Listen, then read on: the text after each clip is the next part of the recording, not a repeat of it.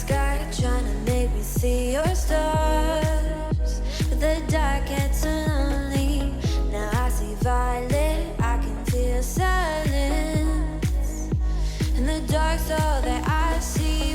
When your stars have burnt out and your heart makes no sound, I'll find violet in your eyes. You'll always be my night sky.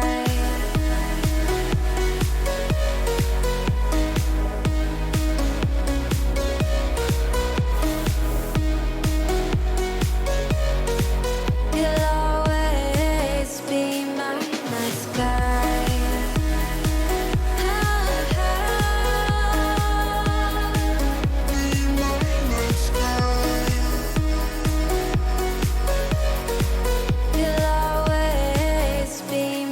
night sky. You're the night sky, hiding behind dark gray clouds.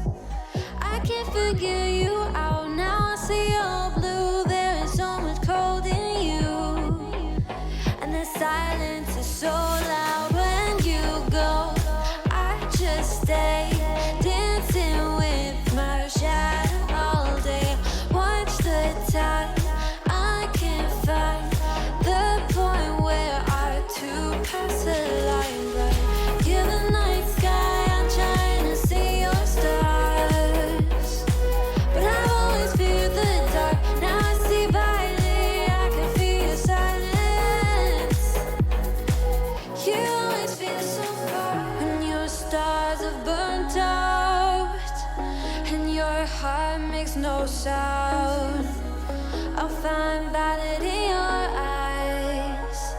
You'll always be my night sky.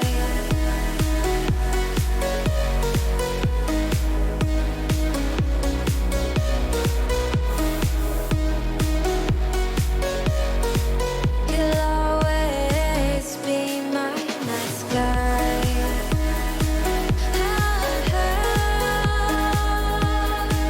Be my night sky.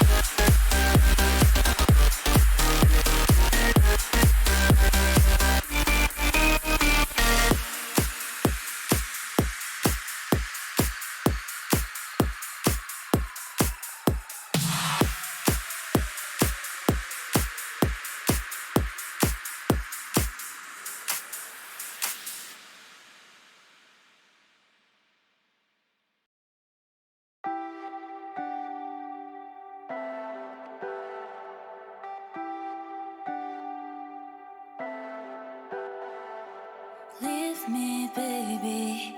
Don't wanna fall again. This just hurt me.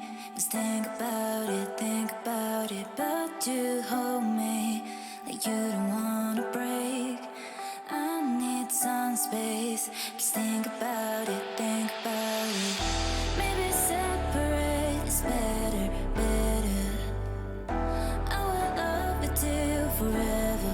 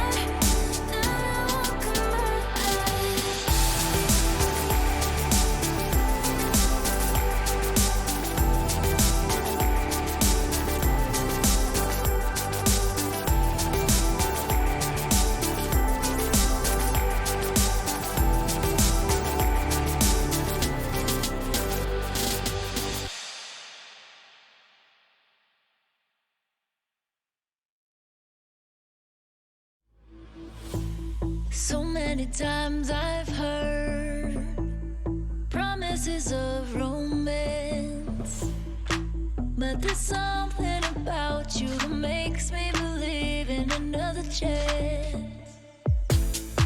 Can't explain what I'm sensing. Every part of me trembling as I feel that you got through my defense.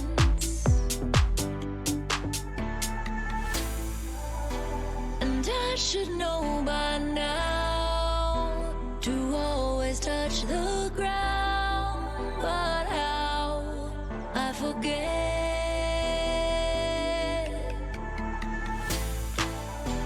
Enchanted by your face, I found my perfect place. Don't wake me up, don't wake me up.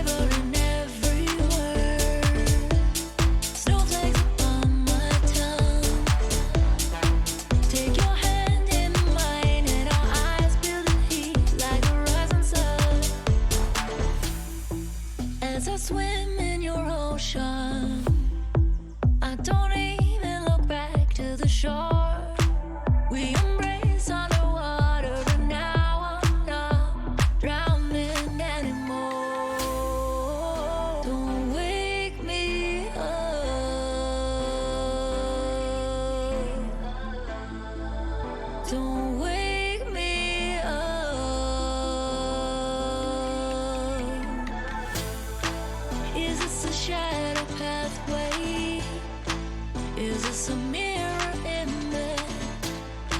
I don't care, in your arms I could stay here forever. Enchanted by your face, I found my perfect place. Don't wake me up. Don't wake me up. Don't wake me up. Don't wake me up.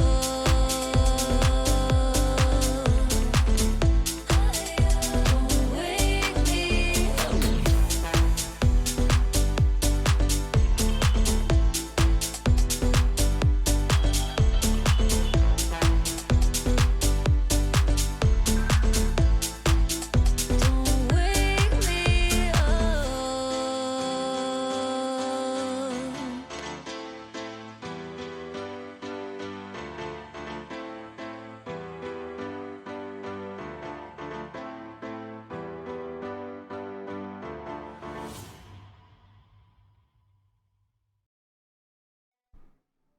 Annyeonghaseyo, hello and welcome. Trying out a new overlay for the just chatting, since it's free. And who did this again? Who made this? Let me find out real quick. I posted in my Discord under the VTuber assets because I like to find free VTuber assets out there and share them in my Discord. Their name is Awi. Or Awi? AWI. It's at _AWIGUI on Twitter. I refuse to call it X, but Twitter. Also, I got a stream alert for me. Get rid of that. Okay. But yes. So I'm seeing how I feel about it. I really like it so far. It's really pretty. I don't know currently of a way to make my chat diamond shaped. So for now, it just kind of sits over the diamond shape. I don't hate it thus far, but you know, I'll see how I feel in like an hour or however long it takes me to rant about today's Manhwa Rec. Also still got the art slideshow right here and the little tiny moon connected to the chat box. But yeah. Today is going to be basically dating sim day, dating sim / visual novel day. So we're gonna start off with a game demo that the devs reached out to me on Twitter. We open Twitter here, so I have their names right in front of me. So the devs, what would I call this? Dev team? Their studio? Their studio name is, oh boy, I hope I don't butcher this. Moirai? Moirai? Myths? So I'll actually just put that in chat. I'll go ahead and pin this as well. That's their Twitter. You can find them there. They reached out to me on Twitter, saying if I would be interested in playing their game demo. And you know me, I'm fucking easy. I took one look at the game and I'm like, yeah, that's like right up my alley. The artwork is chef's kiss. Their little like animations, it's very like live 2D. They might have even used live 2D, I'm not entirely sure. But it's very smooth, very like nice to look at. We'll actually watch the demo or the promotional video, I guess. Let me get on there itch so I can get the YouTube video. There it is. You can't hear this, but I sure as hell can. Ooh, pause. We're gonna start at the beginning. Okay. Where's my browser? Browser? Where are you at? Oh, it needs to... It's like a fucking game capture. It needs to be set to the like exact tab I'm on, otherwise it won't pop up. Anyway, this is the... I'm gonna hide myself just so I'm not like... Actually, you know, rather than hide, I'm just gonna pop. I'm over here.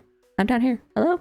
But just so you can see it, we'll go ahead and watch the video. It's pretty short and sweet, about a minute. So here we go. Oh, wait, no, hold on. I lied. You might want to be able to hear it, right? Okay, now here we go.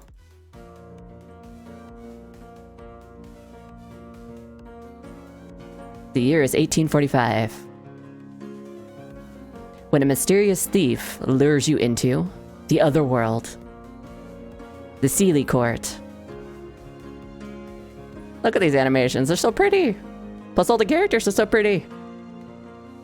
The Unseelie court. Oh, she's so gorgeous. Robin Goodfellow, hell yeah. Caught between rival kingdoms, you must decide. All the while pretending to be someone you're not. Will you escape? Or is your fate a different design? I missed some of that, but... And this is pretty much the rest of the video. Yeah, August 1st. The revised demo. So I assume we got the revised demo. Autumn 2024. Oh yeah, I think later next month. Let me go ahead and get rid of that. I'll put myself back in front of it. Lock, and hide. I do believe they said it was going to be next month. Let me reread this message real quick. Here we go.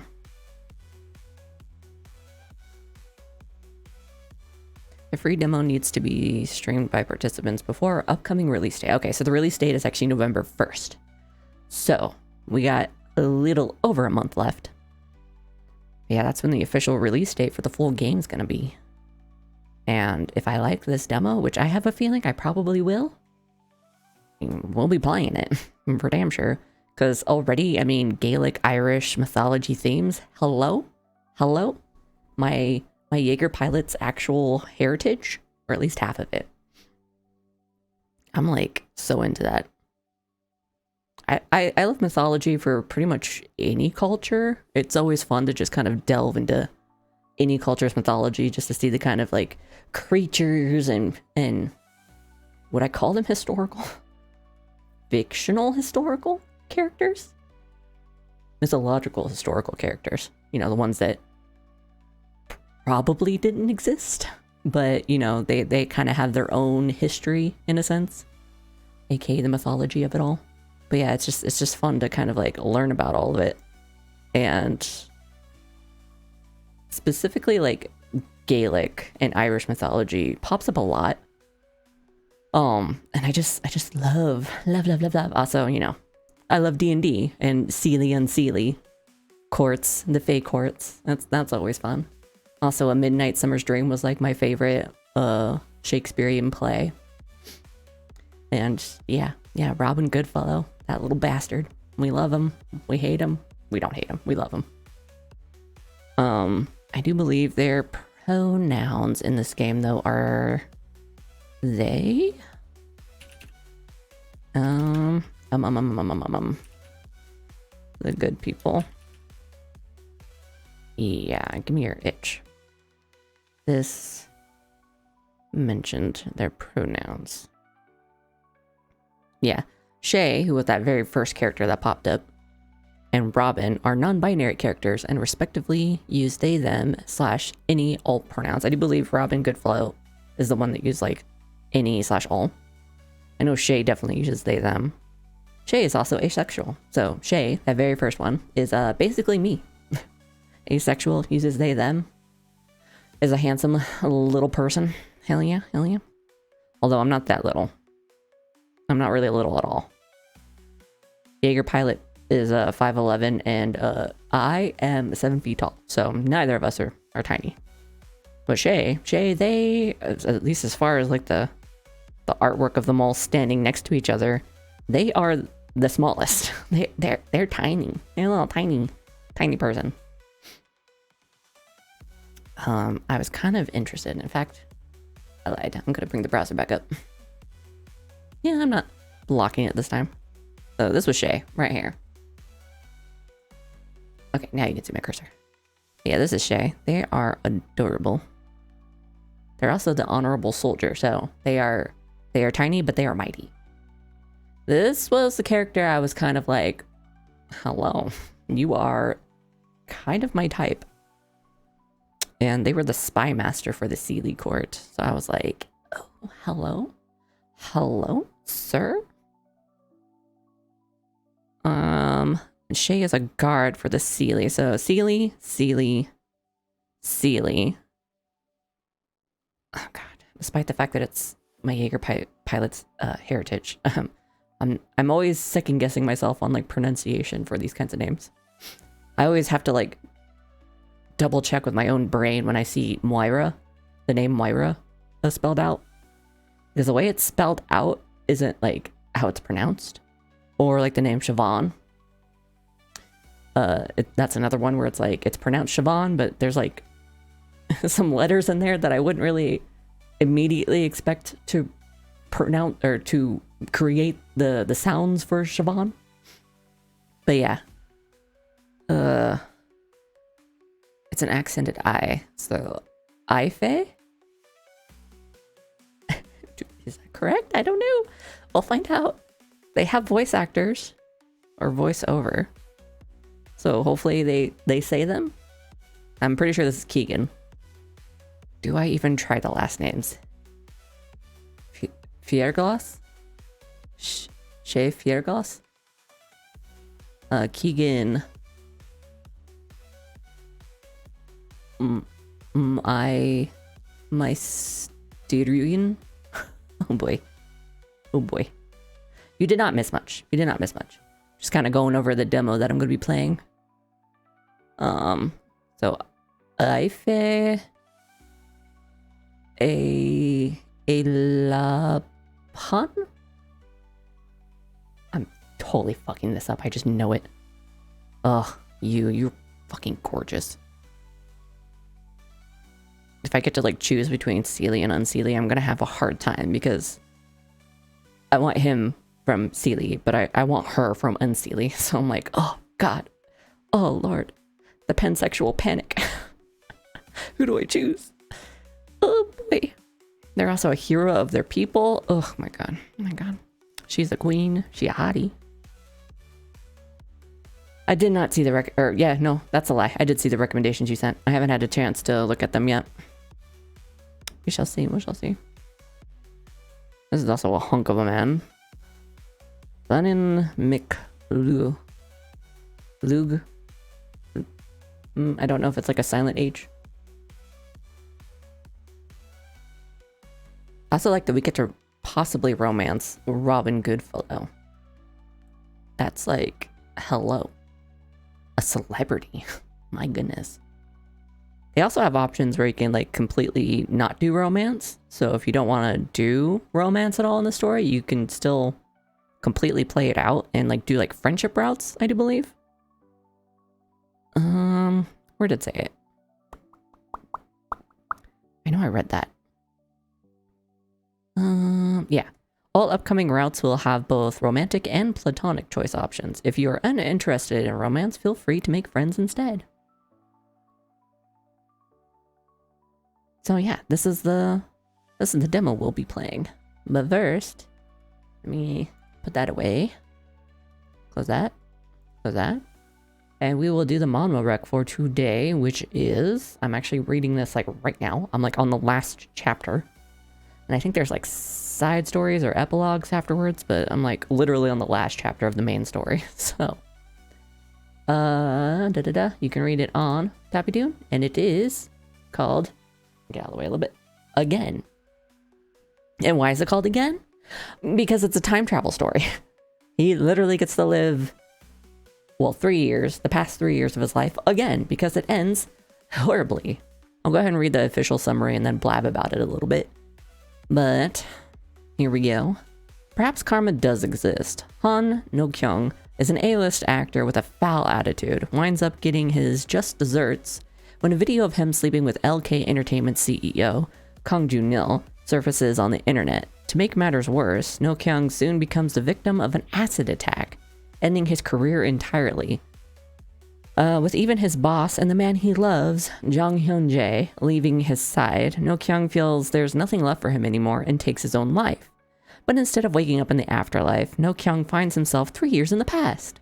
Now determined to change the future, No Kyung turns over a new leaf and tries not to get involved with either of the men that led to his downfall. However, when it comes to Kang Joo-nil, No Kyung's fate might already be sealed. It's very, very good. I like it a lot. I love. If my previous recommendations where time travel was involved weren't, signal enough. But I love time travel stories, especially when the main character lived like a fucked up life one way or another, whether they fucked it up or somebody else fucked it up, and they die and they go back in time and they get to fix everything. I love that. I love that. It is also my type for... Oh, shit. Oh, God. I have a can of soda right next to me, and I started flapping my hand as I was talking. Just almost knocked it over. Whew. Gave myself a heart attack. Anyway. But yes, it's so good. So good. And this main character doesn't just, like, immediately know exactly what they're gonna do to, like, fix their life or anything like that. They just... They know, like, a major thing. Obviously, it's the fucker that, after he got the acid attack, turned his back on him because, oh, his face is all fucked up. He's useless now. Ugh. And then just, like, walked out on him just to leave him alone, which was real shit of him. But, that was just, like, the major thing that he knew right off the bat that he was going to do. He was going to separate his life from that man, who was also his current boss. For Hanul Entertainment, I do believe. And his contract renewal was coming up. And he was just like, nope, I'm not gonna fucking renew with that fucker. I'm just gonna fucking leave and start a new life. And he kind of struggles to do so, but he does. He does. He treats his manager a hell of a lot better than he did in his past life. Because originally, I mean...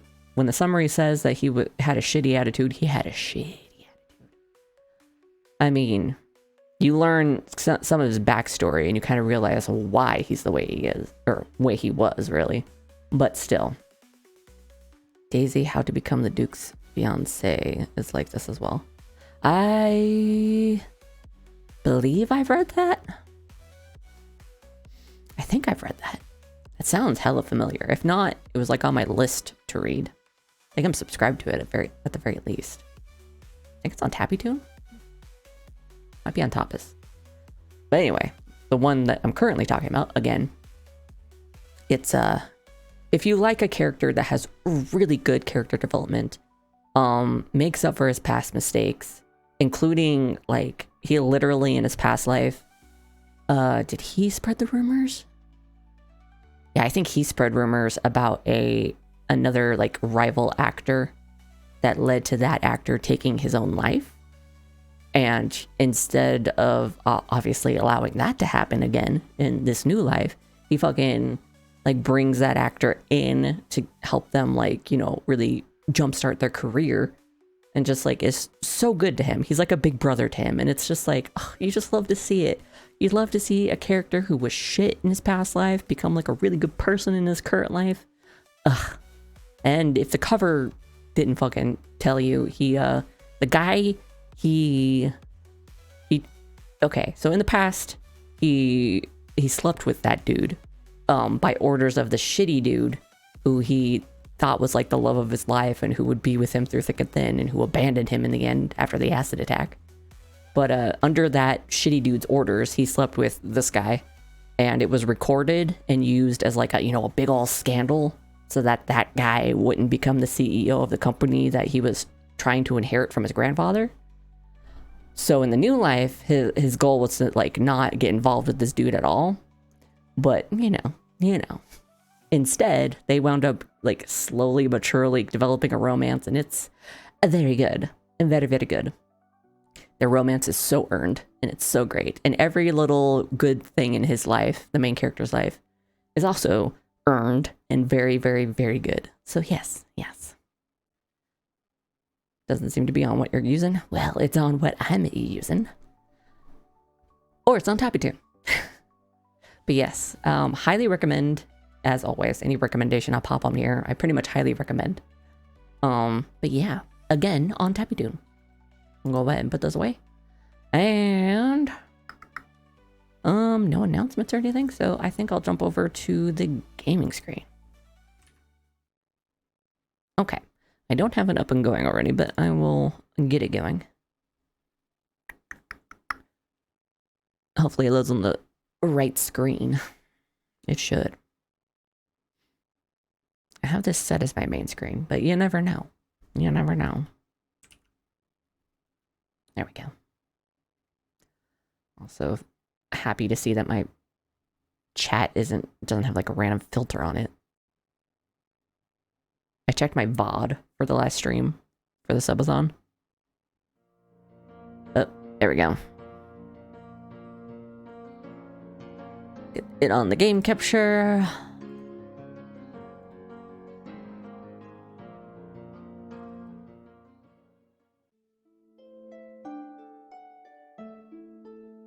Hello, game capture? Game capture. I have it set on it.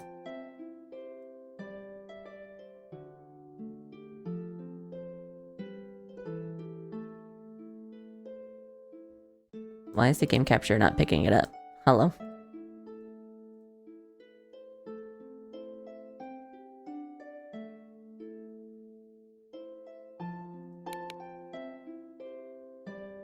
Game capture. There you go. Jesus Christ. So why does this music sound familiar?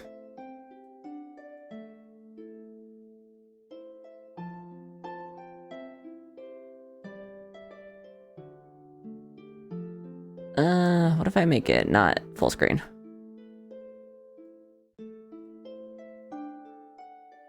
Oh. I know why it's familiar now. Sometimes I'll watch, they'll like pop up randomly. I recommended on YouTube. Where it's like D&D compilation TikToks. And there's like one person who does a lot of them. And sometimes they'll put in their, I guess, little promo for like their D&D stuff. And I think they use this specifically as their background music for that.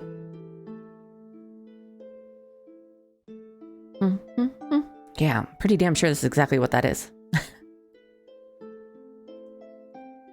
Okay, what is the name? How do I do this? Nickname? Dokkibi will be the nickname. If yes, the name will be left to fate. No. Okay, here we go. And then the actual name. Not S. D. Darum. Okay. I can't change my face. Okay. I guess not. So, did I go back now? Is that how this works? Character creator? Oh, here we go. Oh, I only got 3 options. Okay. I'll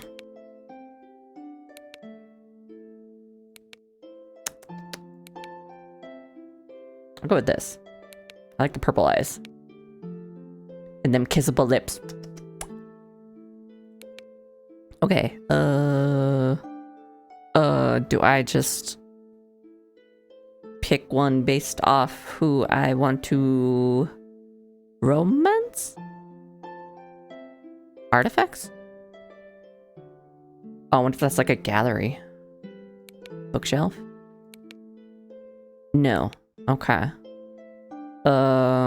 Soldier, traveler, warrior, king, queen, trickster, master.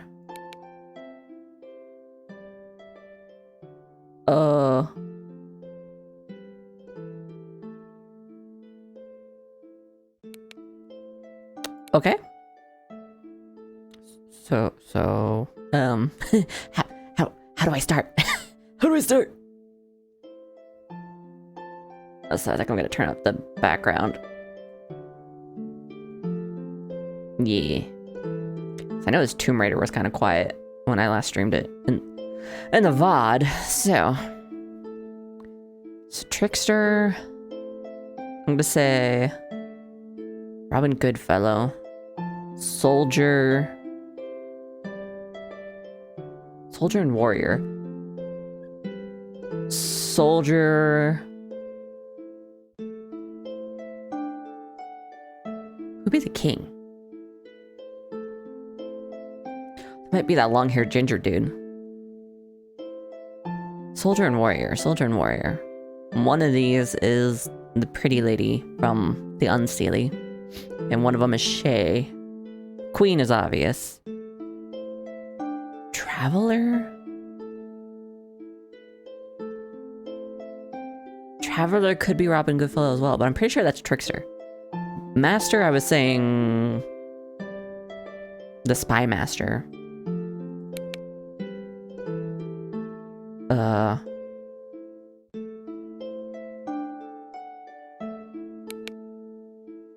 Okay. Haha, I knew it. Keagan. I was right. He's a demi-romantic, pansexual. Hell yeah.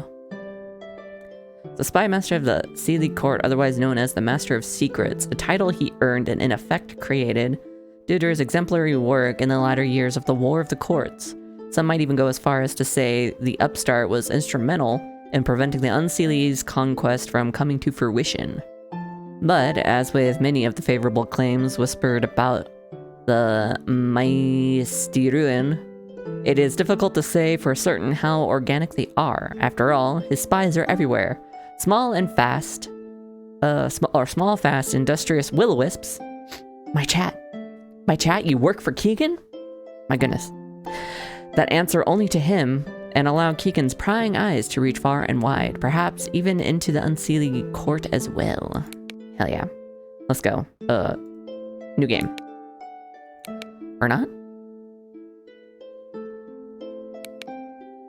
Do I have to, like, start at the beginning? Book of the Traveler? Okay, I guess I gotta start at the beginning. Never mind. The following chronicle seeks to recount the events preceding the...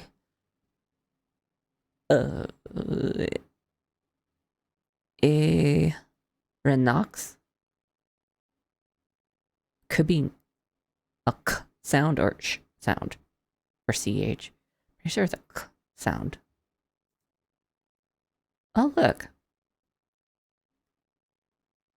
Ironok. An Irish person. The term is gender neutral. An Ironok. I was kind of close. Proceeding the Ironok's interference with the affairs of the legendary Tuath de Daoine. Tuath. Or just Tuath. I said Tuath. I don't know why I put this at the end. Tuath de Daoine. I got that one pretty right. More contemporarily known as Daoine Maithe? Maithe? I was completely wrong with that last one. Nadini Maithe. Yes, thank you. Random voice person. We begin in 1845, during the initial onset of Drachel? Droghel. Completely wrong. Or Angortamor. Got that one right. An era of Irish history besieged by unparalleled tragedy. For most, the severity of what was to come had not yet been, or could not yet be known. But to the laborers, any poor harvest meant a long and hungry winter. proper preparation was vital, and so it was thus that the... Oh god, what was it again? Ironok set out to the port city of Galway one fateful mid-September morning. September. We're in the right month. Readying to pawn off an assortment of family heirlooms and other disposable valuables. It was the only way to ensure survival. This journey, however, would be far longer and far stranger than anyone would have otherwise anticipated.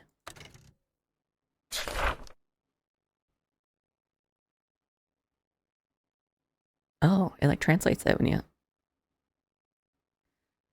Ternanog. An Irishman in Tirna... Nog. Nog? Oh. I can move. There's a dull ache in my belly, a hollow pang that's been nagging at me to eat the wee morsel Mom gave me this morning.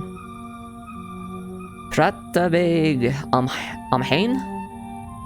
Han? Han?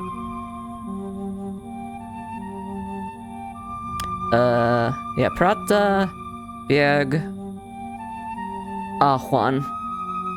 Prata big Awan. Wait, what did that say? One small potato. Oh, here we go. The music. I'll make the music like 60? 70. There we go. Mute when unfocused. Background parallax? Yeah. Display mode, full screen. Everything else is good. Outline size, box capacity, text speed. Make the speed faster. Self-voicing? No, that's fine. Visible in-game menu. Visible in-game dialog box. More options. Post-choice indicator. Secrets? Hello? Okay. Anyway.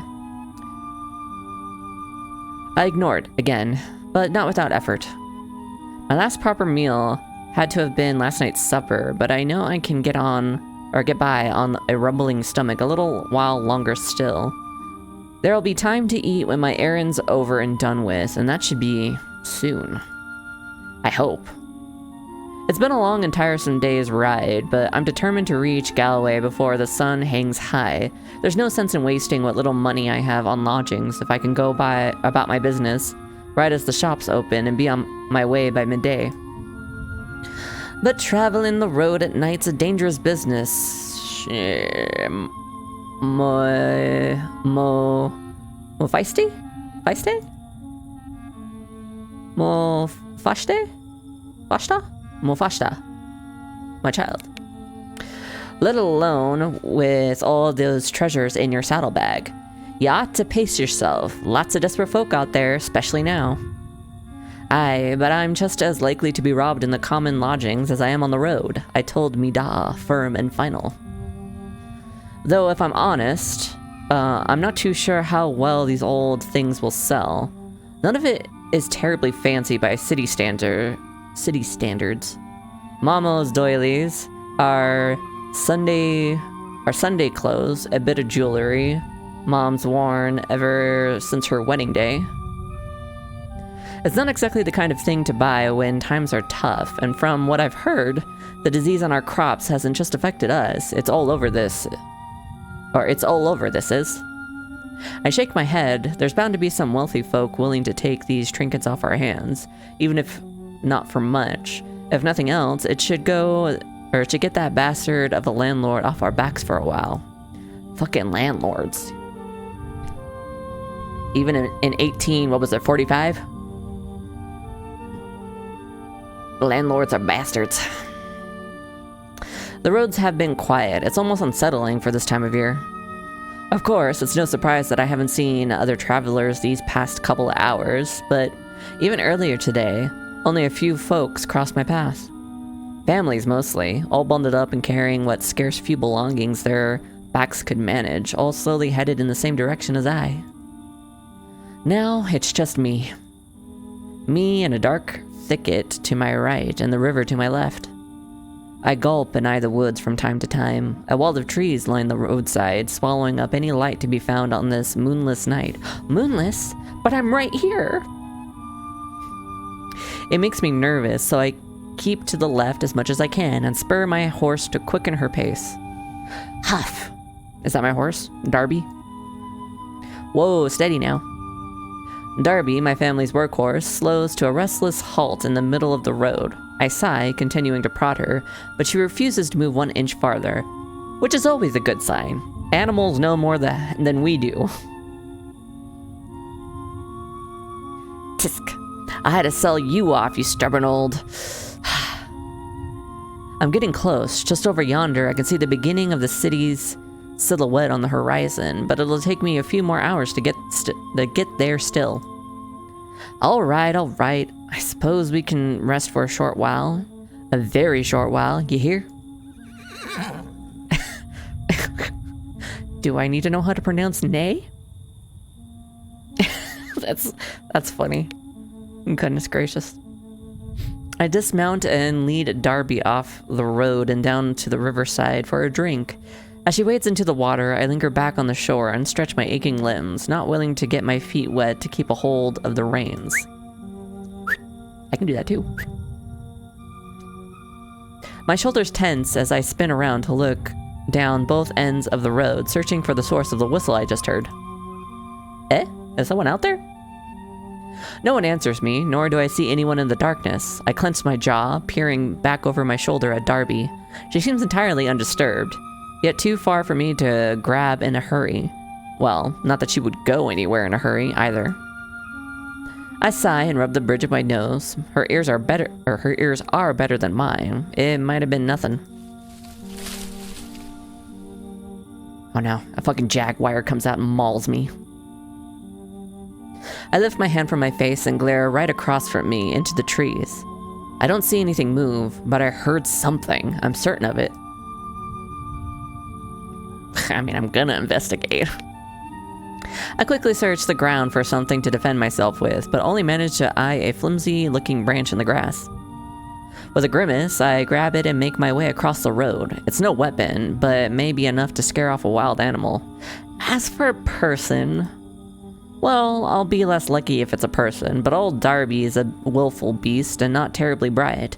I've got no choice but to confront the thing, or whatever, or whomever it is. The thicket is as dense as it is dark, and even more intimidating up close. Carefully, I hold the branch out in front of me and prod at the underbrush, pulling the foliage back to stare into the trees for any sign. Hello? Hello, birds? I jump back and nearly trip as a little bird flies out from the woods and rushes past my face, close enough to feel the brush of its wings. Damn, that's close. My shoulders slump and I breathe out a sigh of relief. Only an animal after all, I think, chuckling to myself as I turn around. Uh-oh. Oh wait, no, it's me.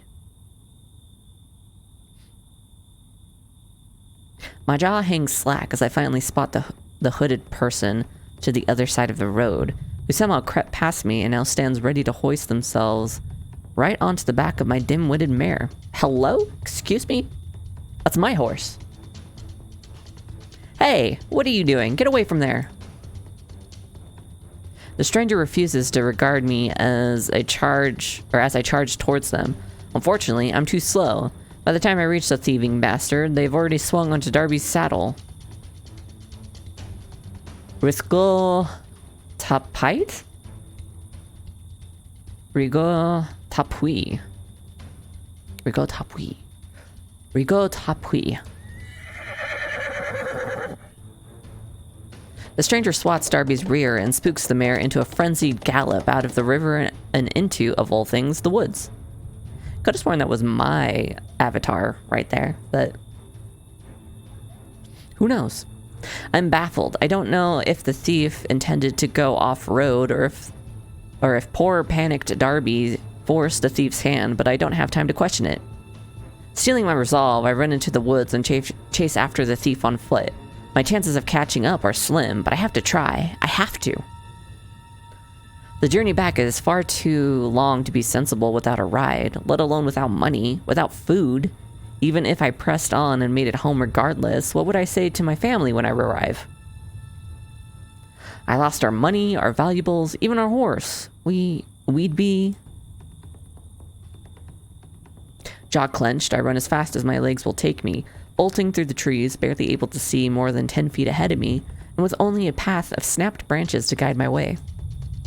Luckily for me, the thief seems to be riding straight through the woods.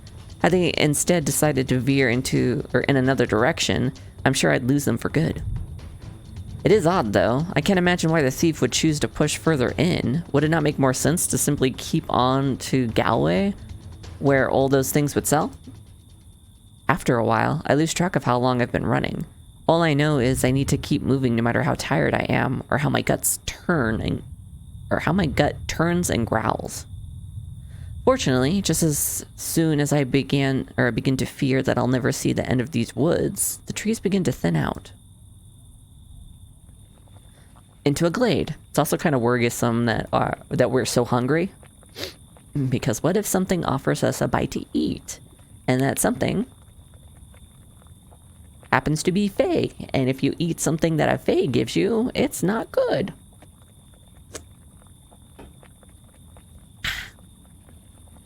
I pause for a moment to catch my breath, but the strangeness of this place does not escape me.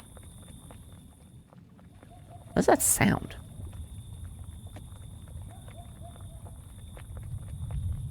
Is that me walking through the glade? Sounds squishy. At first glance, I think that I must have gotten turned around and returned to the riverside, but the longer I look, I can see that this body of water is not a river at all. Yeah, it sounds sloppy. It's a small lake surrounding on all sides by tall, jagged stones. I move closer on impulse and feel heat from the water, rising up on pillars of steam. That's what that is. That's like hot air bubbling on the surface of water. Yep, the surface also bubbles like a simmering stew. And if my eyes aren't deceiving me, the water looks red. Oh boy. Cad an diabhol? Cad an devil. What the devil? I kind of figured that was devil. What's all this? But, of course, I'm talking to the air. No one else is here. No one else is here. Shite. My heart pounds as I spin around and search the ground for Darby's tracks. I can't afford to get distracted like this. The longer I linger here, the farther the thief gets. Thankfully, it doesn't take me long to find a fresh pair of muddy prints.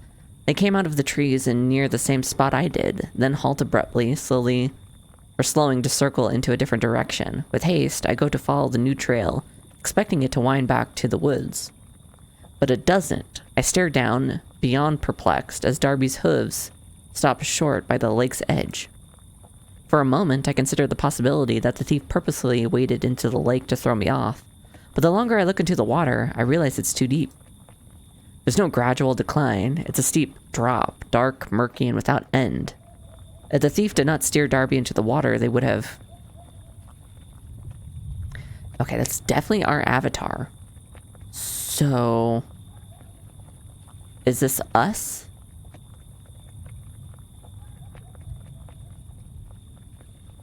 I'm having thoughts. Deep breath. Splash.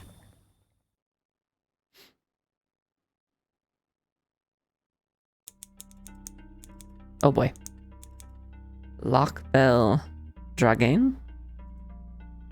Dragon? Lochbel Dragon.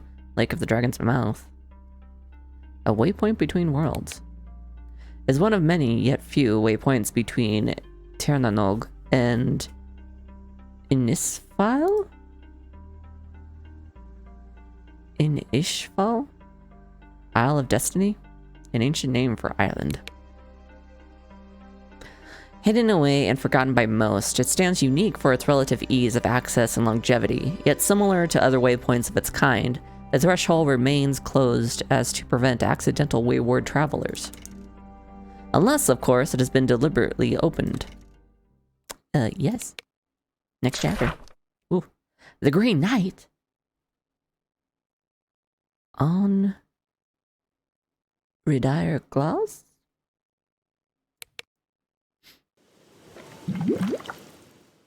We're going for a swim. Splash! Whoa. After flailing in the water for God knows how long, I finally find the surface again and drag myself onto the lake shore. It takes several ragged breaths before my vision clears. Did that cheeky bastard try to drown me? I look around to see if I can work out which direction the thief went, but nothing looks familiar. No, it's more than that. This isn't the same lake I fell into, nor even the same grove. I just heard a sound. I think my cat just sneezed and scared themselves. The ruddy water is now bright and clear and adorned with lily pads. The familiar oak and ash trees are gone, replaced with mossy, gnarled willows and yews. The roots run so deep that they cascade into the lake, and everywhere I step is bursting with wildflowers. Honestly, gorgeous. The forest is so overgrown that the tree tops almost block out the sunlight that suddenly sprung up over the horizon. But despite the abundant shade, I'm perfectly warm. There's a slight breeze, but it's as soft as a kiss, spring-like. And awfully unusual for September. What is this? Glancing back at the lake, the water is still, without a trace of my unexpected swim. Christ almighty, am I dead? Tree tops. Listen, you read all this. See how easy it is for your mouth to get around words. Wait. You do my job.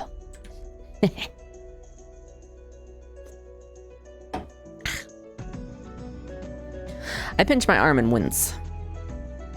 I can still feel, but what if that's just my mind playing tricks on me? Maybe I hit my head in the lake and... I feel a wave of panic wash over me as I think of my family, waiting anxiously at home. They never wanted me to come here, but they told me it was too dangerous.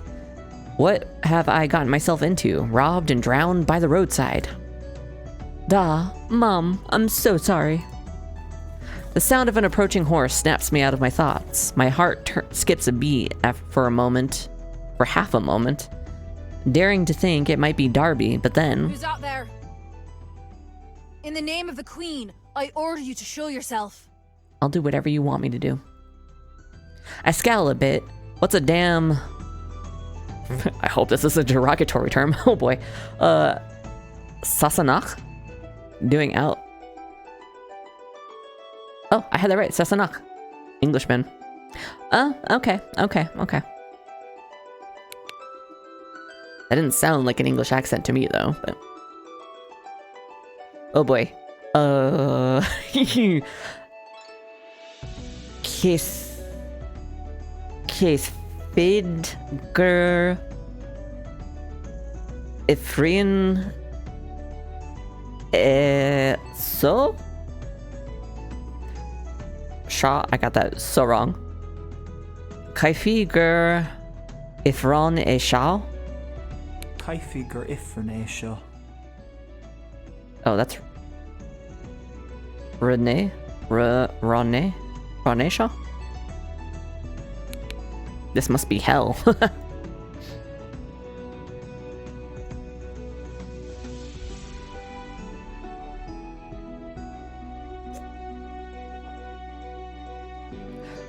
Moving as silently as possible, I shield myself back a thick yew and watch for glimpses of the stranger or their horse. What'd you say? Sir, I have a speech impediment. I can hardly speak without reading. Fair enough. I have sometimes like brain dyslexia where I'm like looking at the word, it's totally fine, but then what comes out of my mouth is like flip-flopped with some letters. It's like I'm reading it and I'm processing it correctly, but my mouth doesn't get around those words as correctly as they should. Or sometimes I mix two words together if they're like right next to each other. I'm like, no, it's not supposed to be one word. It's supposed to be two different words. ADHD for you. Moving as silently as possible, I shield myself behind a thick yew and watch for glimpses of the stranger and the horse. Oh, right. Up ahead, beyond the twisting limbs of this forest, I see traces of a dirt road darting between the trees. I advance closer, angling for a better vantage point. As I reach the tree line, I pause. The strangers come into view like I'd hoped, and now I can start making out some details. A pink sash peeks out from the foliage, which appears to be draped across some kind of cloth armor. I squint. Is that a spear? What's the military doing roaming around with spears? They're quite short for a shoulder, too. Is it Shay? Poor Shay. The moment I hear the word short, I'm like, oh, it must be Shay. This is just getting odd. I slump against a tree. My wet clothes feel heavy, and my back is beginning to ache with tension.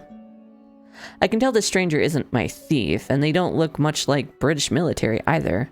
Maybe they could help me sort some things? They probably at least know where we are. Ask for help. Sitting here feeling sorry for myself won't help. They may even be able to point me home, or to the pearly gates, I suppose. Though, truth be told, I'm beginning to doubt that possibility. I can't quite put my finger on it, but I don't feel dead. Brushing my hair out of my face and straightening my clothes as best as I'm able, I march out from the trees and over to them. When they see me, they come to a halt. Whoever drew these backgrounds. They're so pretty. The lighting is really good. What's that? Or hopefully that's a good sign? Oh, there they are. Hello. Oh, okay, so H doesn't hide it. H instead is what, the log? Yeah. So... okay, that's also a log.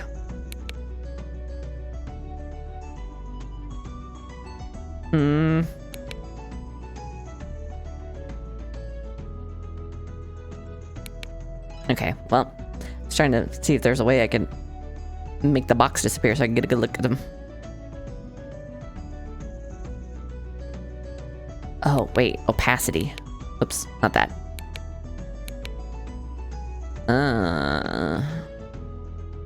Yeah, if I, like, bring it down to 30. Yeah.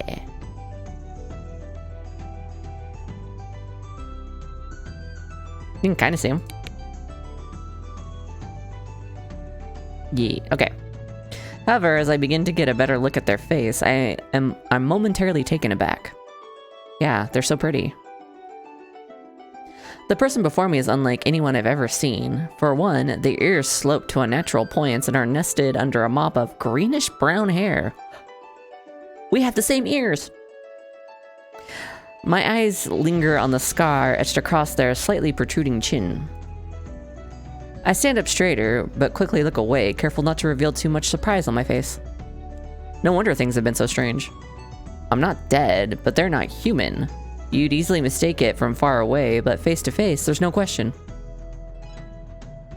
I know I've seen this word, but I never forget how to remember. I never forget how to remember? I never remember how to say it. Ace she. Wait, actually. People of the Mounds, more commonly known as the Fairy. People of the Mounds, like fairy mounds. It's one of the Aishi. They remind me of the stories Mom would tell of the men in green who would, or those who watch over nature's most untouched places. Oh, they look angry. Despite my best attempt to present myself respectfully, though, the fairy looks furious with me. You! What? What'd I do? I'm sorry. Without giving me time to respond, they seized me by the arm and dragged me over to their horse. Wait! Please, wait, I didn't mean any offense. They don't even hear me over their own voice, which hasn't stopped berating me with questions all too fast for me to answer. Where have you been? Do you have any clue how worried I was? Hello? What have you been eating? What are you doing here? Why are you all wet? Why do you look like you're starving? See, this is why I think that stranger was definitely us. Maybe an alternate, universe us? A version of us from the future who just pushed us into the lake? Because if they didn't, then there'd be no way for me to get here? Some weird time paradox, time loop shit? And that's why Shay's acting like they know me? After binding my wrists with some rope they had, they easily lift me onto the horse. Me'anum, they are stronger than they look. Menanum, yep, my soul. An interjection similar to wow. But what's all this about where I've been? I just got here. I look down at them pleadingly and take note of a small swan emblem on their sash. Wait, hold on. You've got to listen to me. Whoever you think I am, you have the wrong person. Unfortunately, my words fall on deaf ears. Very big, elfy, deaf ears. To be honest though, the more they shout at me, the less angry they sound. If anything, they're acting more like a concerned parent. Sighing heavily, I slump into the saddle, now acutely aware that I'm being kidnapped by a fairy. At least I get a break from walking now. Come home safely. Thaishi? Hashke. Hashke. Stick to the road and don't go astray. There's more than robbers out there to be mindful of. Mom, I'm not a child. You don't have to go on about those tales. Of course, dear. Just remember, don't give anyone your name. Mind your manners and don't eat anything you're offered. After some time, the fairy and I arrive at an ancient-looking stone structure. The area is still quiet. We're obviously the only ones here, save the wildlife, I suppose. Foliage blossoms all around us, filling the air with the sweet scent of the wildflowers. The fairy silently helps me off the horse. They stopped yelling a while ago, so we were forced to travel in sullen silence. As they lead their mare to the stables, I awkwardly fiddle at the rope around my wrists, but it's no use. It's too damn tight to wiggle out of. I take in my surroundings and spot a flourishing fruit and vegetable garden off to the side. Huge strawberries rise out of the ground, or the garden bed, and spill over onto the path. My mouth waters at the sight. I don't fucking care if I get stuck in the fairy realm forever. I'd eat those. I love strawberries. Entranced by bulbous ruby red berries, I almost don't register my captor returning to my side. Peas should be ready soon too. You grow all of this? Of course, who else would? They give me a puzzled look. I just meant you aren't having any trouble with the land? I look at the garden. The pea pods are plump and near ripe, and a hint of wildness is present in the chaotic tangle of stems, leaves, and produce. My thoughts turn back to our struggling farm and the people waiting for me to return. My stomach churns, and the encroaching hunger from the smell of strawberries turns into nausea. Sup, nerd? Well, sup with you. Nevermore. Hello, hello. Again, I'm covering my chat, but ugh.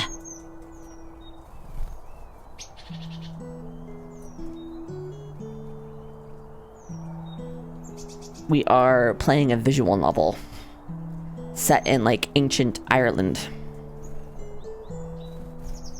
I suppose whatever this place is, the blight hasn't come into it. Trouble? Why would I have trouble? Honestly, what's gotten into you, Daoine? Daoine? No, I'm not you, that's for certain. Strangely, the name means human. I falter, remembering my mother's warning. At the time, I brushed it off, but now I might need to think twice. Not them. Who else would you be? Wait, answer that when I have some parchment. Without giving me time to respond, they lead me into the structure. Traitor King? They got some aggression to work out. The bottom floor is surprisingly cozy, especially given the formidable exterior. Someone has gone to great lengths to make it feel like a home. The hearth is warm and comforting, potted plants and handmade dolls are scattered about, and there's a faint smell of baked bread lingering in the air. Holy shit. I would live there forever. They guide me over to a small 2-person table. I'll be back in a moment. As I wait at the table with not much else to do, I let my eyes wander over the decor. The tatting of the lace on this doily is done so well. I wonder if the fairy made all of these things. The dolls, the doilies, the knitted blanket on the back of that armchair. That red one right there. I nervously eye the comparatively crude monstrosity propped up on the corner. I'm gonna guess it's this. Which I assume is some kind of training dummy by the arrows in its torso. The words Traitor King are scrawled across a sign slung over its neck, no doubt a testament of the dummy king's villainy. Suppose some things never change, no matter where you go, but what is it guarding? Oh yeah, I guess that is like a door, maybe, it's propped up against? When the fairy doesn't come back immediately, I use the opportunity to rise and check. It's a holding cell, a remnant of this building's purpose, perhaps, before the fairy made it a home. Peeking through the bars, I scan what may be in my future. Death by allergies. That's just a lumpy-looking hay bed, a suspicious bucket. Oh god, suspicious bucket. I'm getting flashbacks to Dreambound. And a thick layer of dust that covers everything. Better that than a skeleton, I suppose. Looking around the room some more, I spot a desk in the far corner covered with scattered maps, notes, letters, and some wayward knitting materials. The maps have writing all over them, and the notes mention something about possible sightings that catch my eye. Always investigate. I move some other papers aside and look closer at one of the maps. Strangely, it looks a bit like Ireland at first, but the longer I stare, the less sense that makes. Ooh, here we go. We got a map now. And it's like, slide it. Okay. I see how this works. Tir Nanog. Phyllis. Gorius. I'm probably saying these all wrong. Oh boy. Yeah, I'm not even gonna try to pronounce any of these. I'm gonna get it all wrong. Oh, here we go. Ah, ugh, stupid goat. I assume they mean Robin Goodfellow. Go down. Really? Really what? Province of Summer. Province of Spring. Okay. Province of Winter. And Province of Autumn. Outpost.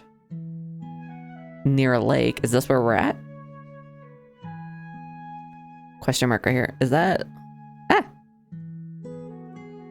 Okay, if I use the mouse wheel, I can kind of like go back in time.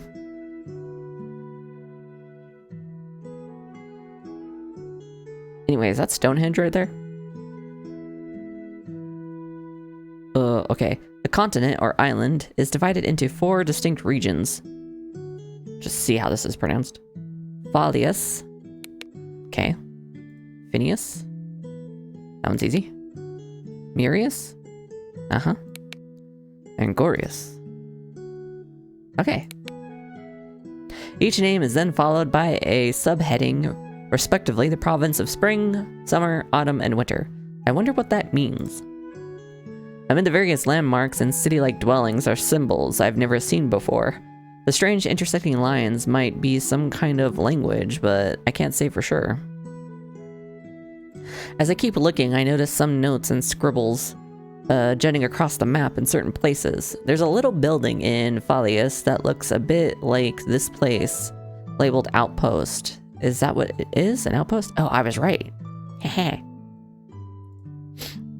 Finally, I take a look at the top of the map. There, I see the presumed name for this strange land. Tir Nanog? Land of the Young?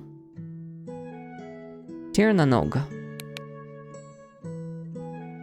I've only heard the name in stories. Could it be true? Have I followed in the footsteps of... Oshin?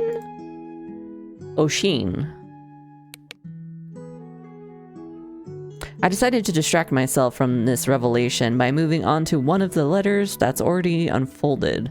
There's a broken wax seal on the paper's edge depicting a swan, like the fairy's pin.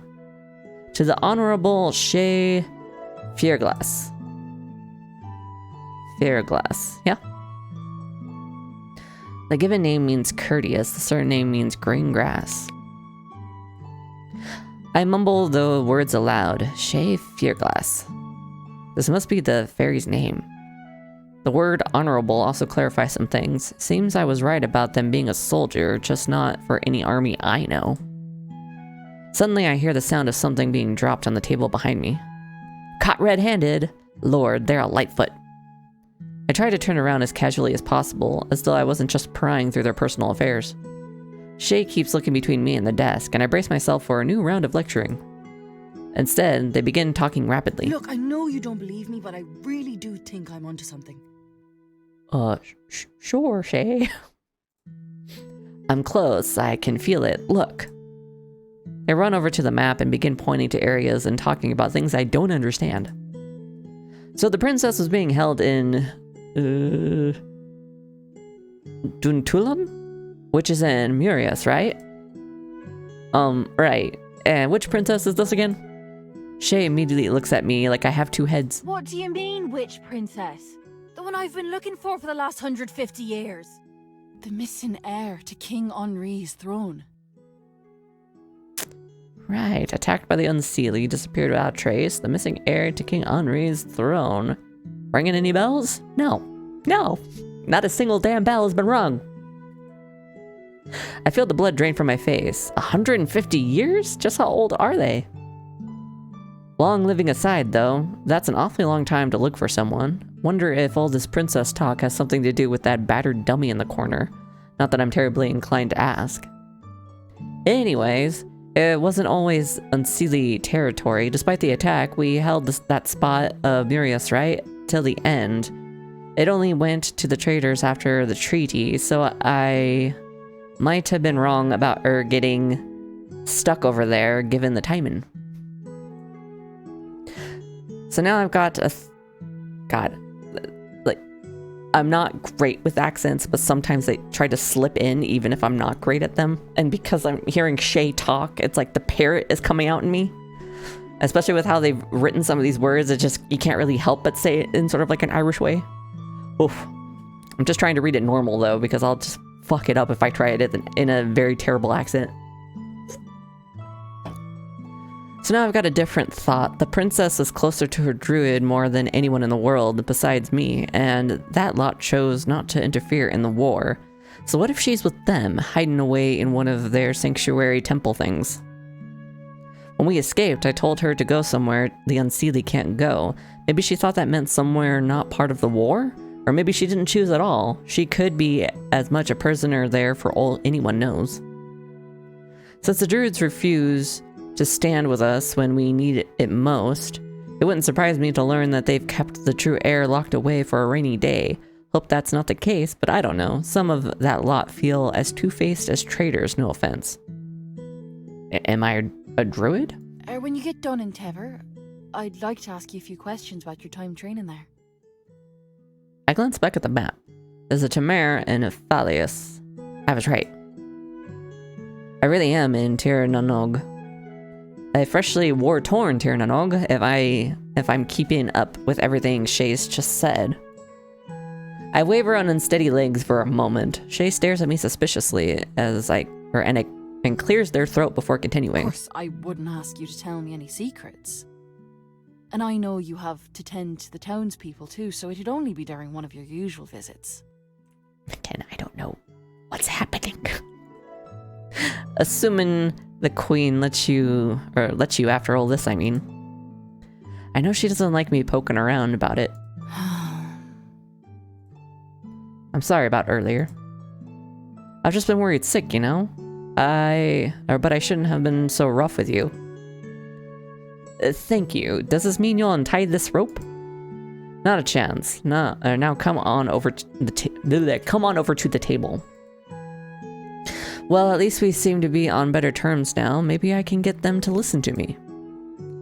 I finally see what they dropped on the table when they came in. They brought me a plate of bread and honey with a glass of milk. Go on, you eat while I interrogate you. I don't quite like the sound of that. What kind of interrogation is this?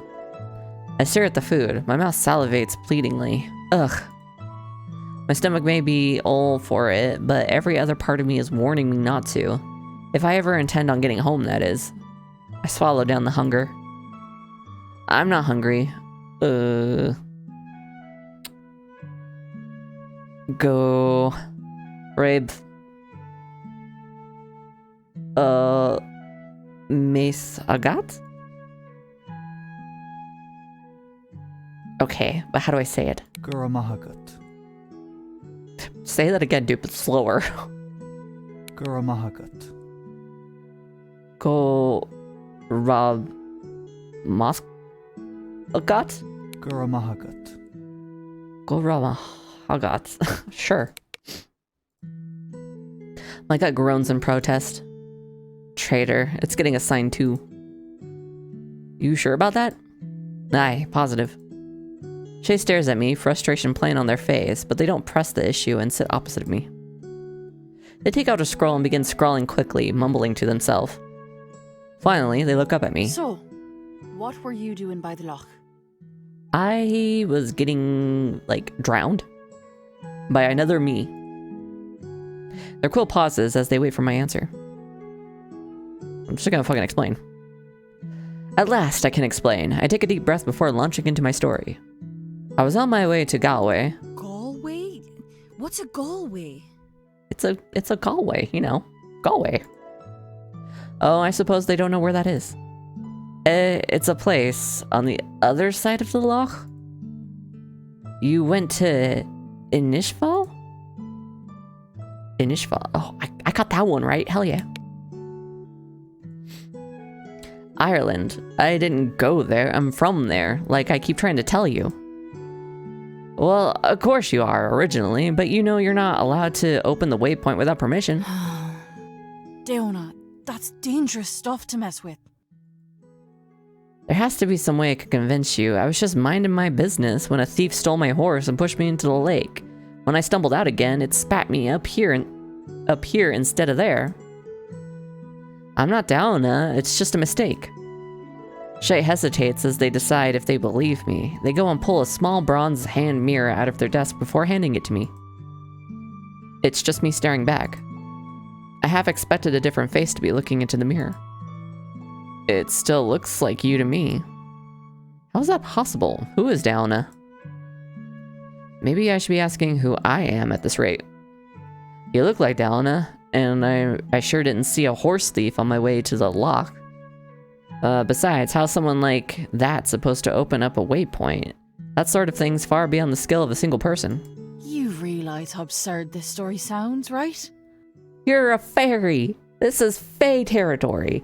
Are you sure what I'm saying is as absurd as anything else? Likely more than you do. Honestly, Daoine, I don't know what to make of you now. You disappear for months without a word, working up everyone from me to the court about where you toddled off to. You know, some folks thought you were killed, right? Or worse, defected. But if I hadn't been coming down for my rounds, you wouldn't even thought to come by the outpost and let me know you weren't dead. Now you're spinning all these tall tales? Please, I'm not. Help me find the thief and I'll show you. Shay frowns and instead of answering me, grabs my forearm. This again? You have a bruise from where I grabbed you earlier. I can't see what they're doing, but they begin rubbing the blossoming bruise and humming softly. Can you please give me my arm back? Reddening, they drop my arm and rush off to their desk. Oh, they were blushing. How cute. I look down and the bruise is gone. How did they do that?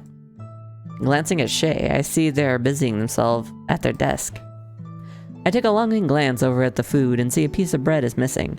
Wait a second, where did it go? Am I finally losing it? While I try to figure that out, I hear Shay nailing one of the notes they just wrote on the exterior door of the outpost. This prompts me to turn back to Shay, who then leans out of a window to make a strange call. I gasp as a strange being with dragonfly-like wings flutters in and takes the note. I'll meet you at the palace. They whisper the promise to the creature and give it an affectionate head scratch. Then it bounds back out the window. They pause in front of me awkwardly. You know that if you just tell me what you've been trying to do, I'd help you. You're basically family, Daoine. But if you don't tell me anything, then I can't. I can't tell you anything because I don't fucking know anything. God damn it, listen to me. I even told you the truth. Then help me catch the person who started this mess. I've got to talk to the queen first. God damn it, now I gotta talk to fucking royalty. Are you sure you won't eat? Again, I appreciate it, but no. With a final sigh, they gather their things and lead me out the door. I guess it's time to meet the queen of the fairies. Oh lord, what have I gotten myself into?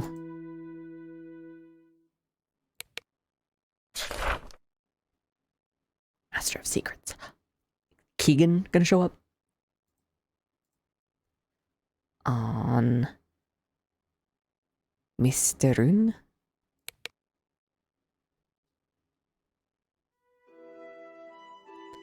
The ride to Tamar is quiet. Shake keeps glancing warily at me, like they want to ask me more questions, but change their mind every time.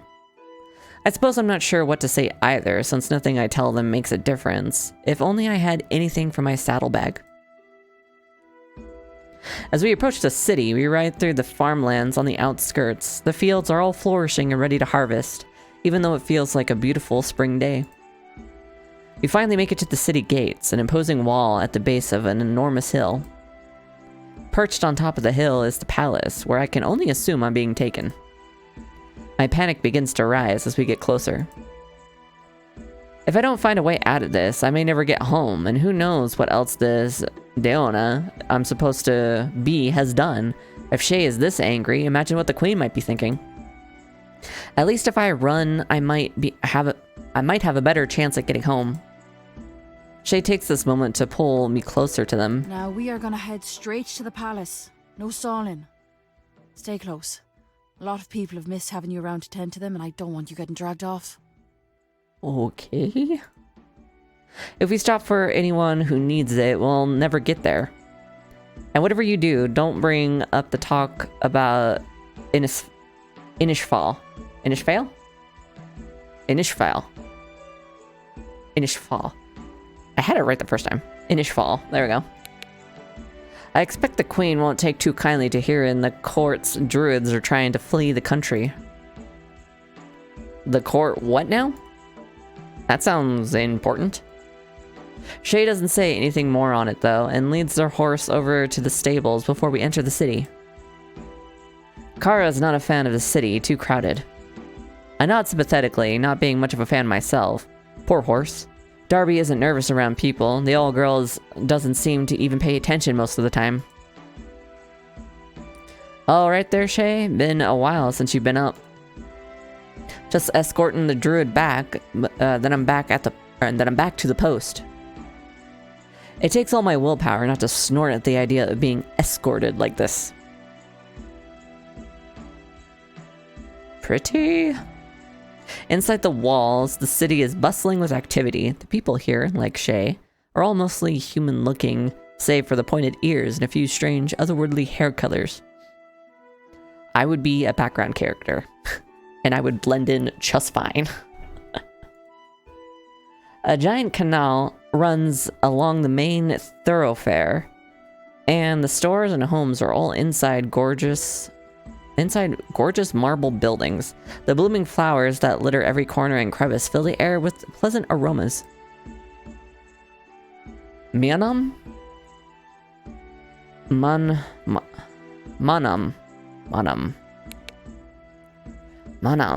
I don't know what I expected, but it was nothing like this. I craned my head as we walked to see as much as possible.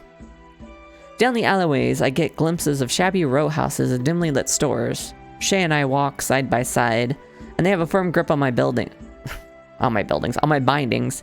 At first, I'm annoyed by the short leash until an elderly woman suddenly grabs my arm, her bony grip locked around it. Daoine, dear, I was so worried when I heard. I thought to myself, now who's gonna make wee Kjarnan's medicine? I feel a bit bewildered getting picked out from the crowd. Seems Shay isn't the only one who thinks I'm Daoine. As I prepare to respond, Shay quickly cuts me off. Not just now, Miss Daypower. I promised to get Daoine back to you, but first, we've got to see the Queen. Of course, of course. You come around to sometime. Shay. Okay, I did read that right. I don't know why. For a second there, I thought it was you come around sometime too, Shay. Oh, yeah. She leaves without a fuss, but it isn't until she is out of sight that we continue on. I feel my stomach churn as we walk. While no one else approaches Shay and I feel an abundance of eyes on me. Just how well known is Daoine? Are they some kind of doctor? I don't like this. How am I gonna get out of here if the whole damn city knows my face? We come up to a busy crossroads filled with all sorts of foods and bauble vendors. Amid the carts passing by, the large crowds and the many alleyways, this could be the perfect moment for my escape. I'm gonna wait. I only get one chance. I've got to make it count. We continue down the main thoroughfare, where I peek into shop windows and open doors to see the assortments of foods, trinkets, and fabrics offered. One weaver in particular is showing off what looks like silk that shifts from silver to a rich purple color in the light. A small crowd of admirers clap and gasp on cue. A bauble vendor is calling out to pedestrians to lure them over to her shop. Some of her trinkets are shaped like creatures I've never seen before. A couple remind me of the ones I saw Shay talk to. Some of them sparkle with what looks like real gems. I guess I wouldn't be able to tell if they were fake, but I get the feeling I'm not wrong. Any one of these could probably sell for 10 times what I had in my saddlebag. The well-to-do looking customers don't seem too impressed though. Everything here is so fancy. I bet it wouldn't be so bad living in the city. I speak without thinking, temporarily forgetting I'm supposed to know what here is like. Shay gives me a confused look that I'm quickly growing familiar with. The look that says Daoine wouldn't think the same. I guess if you don't look too hard, I mean, you know how it is, They stop mid-sentence, as though remembering my story. Maybe they're finally starting to believe me. But whatever they're thinking, they quickly shake the thought out of their head. Anyway, you know how it is. Put the nice stuff up front so no one sees what's happening in the back. Okay. Of course, you know this lot don't care much anyway. Could be worse, I guess. Most people are doing all right now that the Queen lets you come down here and help. People like that. I wonder what Daoine does for the city. If the Queen is letting her important druid come down to help, it must be pretty necessary. Even so, fairy problems are the least of my concerns right now. Or at least of my concerns. Right now, I'm just trying to deal with my human problems. Speaking of which, we're approaching a busy intersection soon. This might be the chance I need. We step into the street just in time for a carriage to come barreling towards us. I plant my feet into the dirt and defiantly refuse to budge, forcing Shay to either let go of the rope or be run over. Hit me with your random question, Nevermore. I feel them release the rope with seconds to spare. We both stumble backwards as the carriage driver shouts obscenities at us. The traffic continues to flow, pushing Shay and I further apart. Hey! You stay right there! Sorry, I have a problem with authority. I can barely see them in the crowd now, and I use the opening to flee into the first alley I see. I need a new password. Can I borrow you for a sec? You got it. I can be your new password. Well, thank you. Wait. Thank you. I am a good boy. Yeah.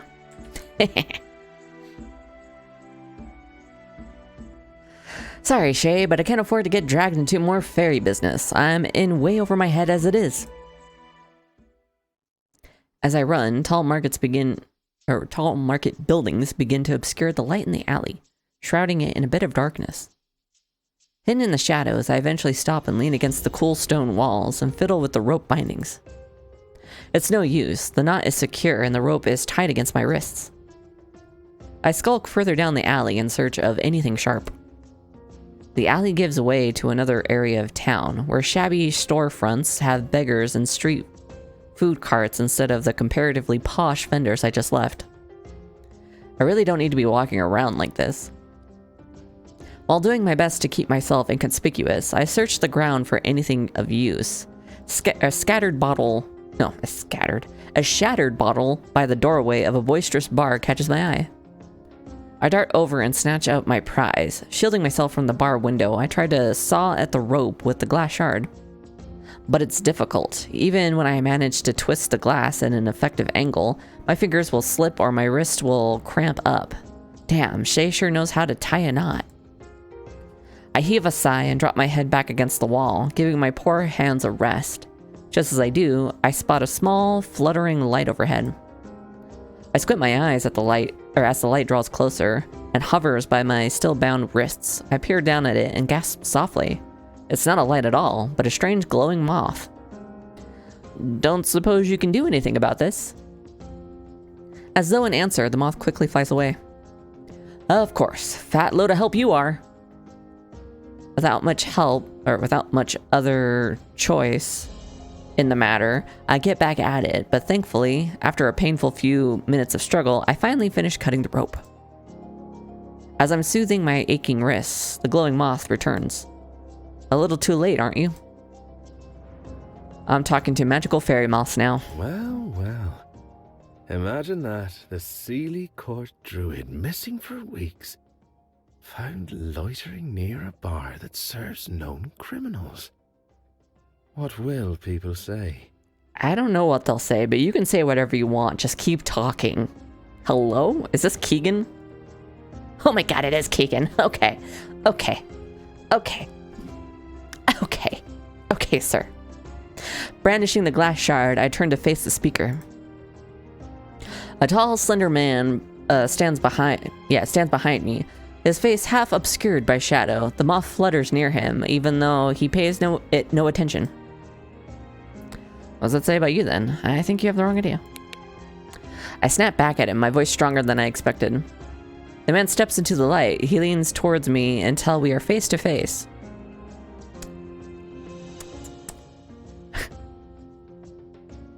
Oh god. Begora. He is the prettiest person I've ever seen. His golden eyes hone in on me and he gives me a vulpine smile. That's, like fox-like. He's a foxy man. Why, it says I'm doing my job, of course. And what job is that? My voice is beginning to waver under his cold gaze. Finding you. Now come, let your dear friend Keagan take you back where you belong. And where the fuck is that? Other than the human realm.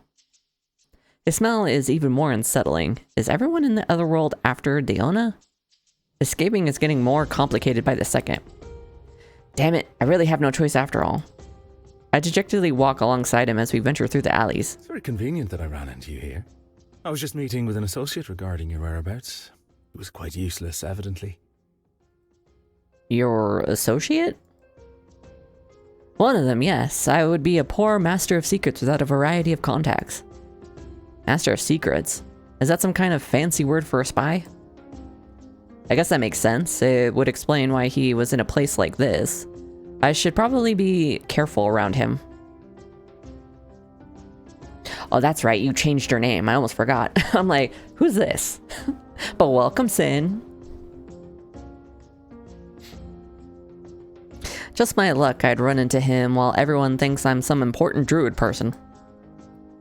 Maybe I can play the part long enough to get out of here. Oh boy. Hello? Rather than directly heading for the palace, Keagan instead leads me into a fancy-looking boutique. I've never been in such a shop before, but Keagan glides through it with clear familiarity. The two shopkeepers whisper frantically between themselves when they catch sight of us. As Keagan approaches the counter, their whispers turn into delighted grins and greetings. Oh, Master Keagan, back so soon? Or is it a visit a pleasure? Hello? Hello? Is it a pleasure? Where the hell did he take me? My lady, as much as I value my time here, this visit is not for me. Ah, just keep talking. I don't care if you're about to take me to jail. Just keep talking. Keagan attentively takes her hand and briefly kisses her knuckles. The young woman flushes pink before shooting me a look of contempt. Jesus, what did I do? Hello, hello. Getting my hands covered in white goo for no reason. Nevermore. Hello. It's probably glue, right? Right? Yes, about my guest here. I'm bringing our flighty druid flighty druid friend back to the palace, but all three of them stare at me, and I nervously rub my dirty hands on my clothes. I've never really put much thought into my looks, besides from the times I've needed to mend a thing or two. Standing in front of their judgmental eyes, though, my meager clothing seems more shabby than before. Okay, hello? Snow basing paste. Oh, I see, I see. You can see the problem. I simply cannot present the druid in this state. The queen would be devastated. It's this same exact dude, just not with any sash. Master Keagan, how considerate. The queen is truly blessed to have such a man in her court. No. Good sir, the pleasure is mine. I can't tell if Keagan is being sincere or not, but the couple behind the counter doesn't seem to care either way. They rush to bring me an assortment of outfits, all while fawning over him. Suppose he's pretty popular. I mean, look at him. The couple never speaks to me directly. Instead, they talk to Keagan about me. I do notice that they seem to keep shooting nervous glances at the glowing moth that curiously bobs near him at all times. They don't seem to like your moth very much. I'm not sure what possessed me to speak up, likely the fact that the shopkeepers keep ignoring me. The lady shopkeeper shoots me an ugly look before returning to her fabrics. If Keagan sees it, he says nothing. Oh god.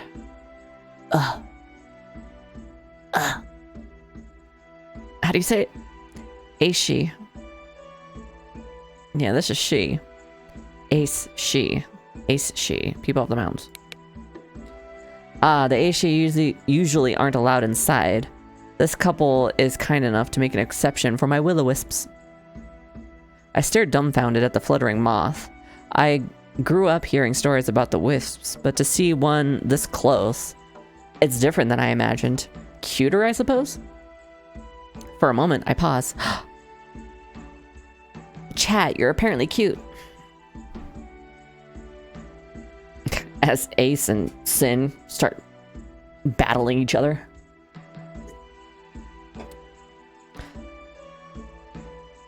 But wait, but aren't you all Aish? God, forgot so fucking fast. Aishi. Oh shit. Okay, no, that's fine. Whew. Goddamn right I am. You've seen me. It's true. You all should be flattered. This game apparently thinks so as well. As soon as I say that, the couple both stare at me horrified. Keagan actually looks caught off guard. What? Wait, hold on. What'd I say? Okay, yeah. But wait, aren't you all Aishi? What's the difference? Okay. You've returned much more vulgar than before. Intriguing, but unbecoming. What if I'd asked the difference between you and a horse?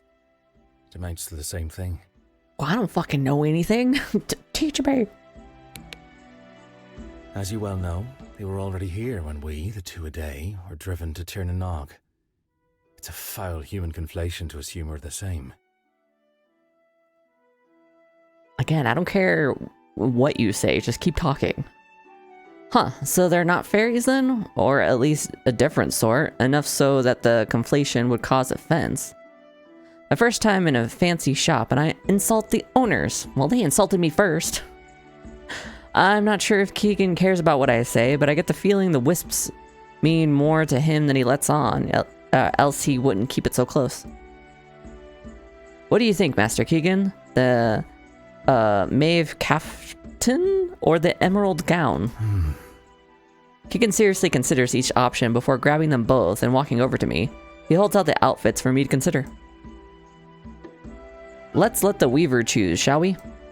The fabrics are high-quality silks. I'll never earn enough in my lifetime to pay for these.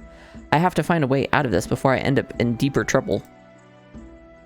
Never fear. Mohara? Mohara. Okay, the C is not pronounced at all. Okay. Mohara, my friend. Usually, Ahara is used as a form of address. Hello, my friend. Whereas Mohara is possessive. Will is my friend. Some find Keagan's predilection towards the possessive phrase as an address odd, rude, or unsettling. Never fear, Mohara. This is simply a business expense. Of course I will foot the bill. That's exactly what I'm worried about. The words come out before I can stop myself. You seem to have also gained some sass on your unexpected vacation. You simply must tell me what you've got up to. After we meet with the queen, of course. For now, let's make you presentable. I flush at the reminder of my position and grab one of the outfits. I guess I'll go with this. I settle on the kaftan, an ankle-length robe held together around the midsection with a sash. It seems rather like Keagan's, except his attire comes with trousers.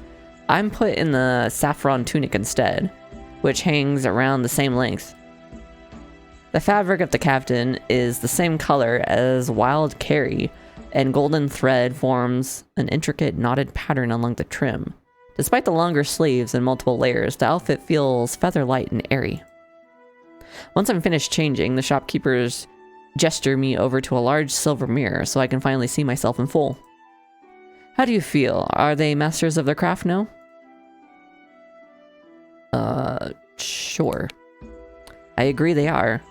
The clothes fit me as though they had been made for me and not hastily grabbed from a pile. I run my fingers along the fine stitching and feel how impossibly light the fabric is. I can see why Keagan frequents the shop so often. As we approach the counter, the tailors are both watching me in triumph. They may be snooty, but they obviously take a lot of pride in their work. I must say, you did not disappoint me. Once again, I'm in your debt. Oh, you flatter us, Master Keagan. Your patronage is thanks enough. Of course, we also enjoy your more casual visits. As do I. For now, I fear I must return to the palace. I sent payment along with what I owe for my personal order. Keagan continues to discuss the details in between their saccharine compliments. By the time we leave, they have invited him for tea no less than 3 times. Meanwhile, I can't stop thinking about what it means that I accepted these clothes.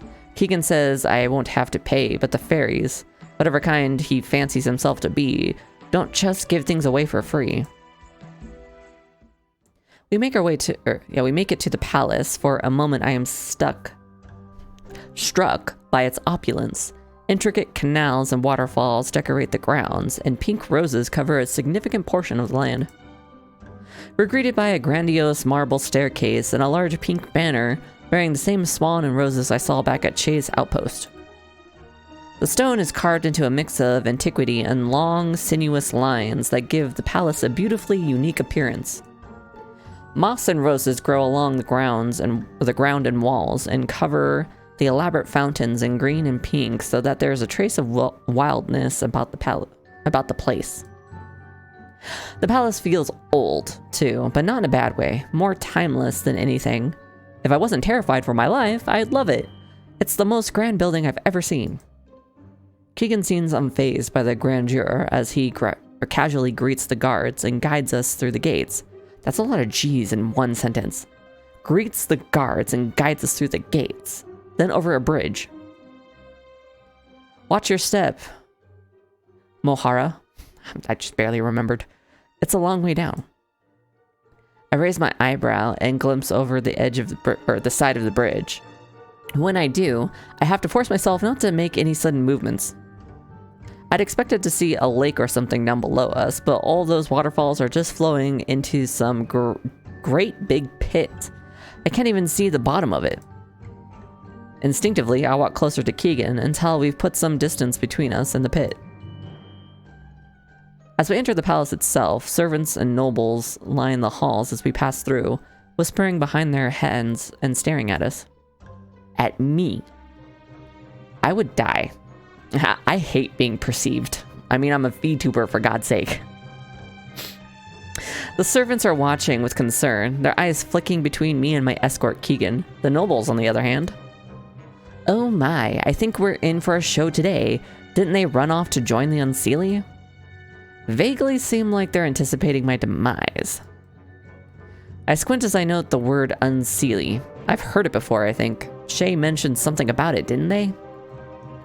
Despite the column halls being open to the air, it feels claustrophobic as I realize I'm the center of attention. Oh well, thank you, Sin. This is some kind of nightmare. As we make the long journey down the hall, I can't help but think whatever the Queen has in store can't be worse than this. Yes, can't be worse than being perceived. Quite impolite, aren't they? Gawking so openly. You'd think they'd have better things to do. You can gawk at me all you want. You have permission to perceive me, Keagan, and only you. Is he trying to make me feel better? I give him an anxious smile in return. Keagan blocks me from the crowd as he leans over to hold the door to the throne. Hold the door to the throne room. His expression never changes, but his voice drops so that only I hear him. Are you ready to go in? I mean, I don't really have much of a choice here. No use putting it off anymore. Keagan nods and we enter the throne room. To my surprise, the Queen is nowhere to be seen. Hello, random people? Instead, there are three very important looking men talking amongst themselves. This guy needs to fucking shave. He's got a cactus on his face. All three of them turn to look at us as we walk in. Oh boy. Sethor. Oh no, wait, hold on. Sethor, Kethor, and Tethor. Okay. The brothers are named after the last High Kings of Inishfal. I've already forgotten. Seth, Keth, and Teth. Sethor, Kethor, and Tethor. Why, of course. I should have known you would be awaiting Her Majesty. The men share a cautious look before approaching us. Well, well, well, if it isn't Keagan, I'd wondered where our...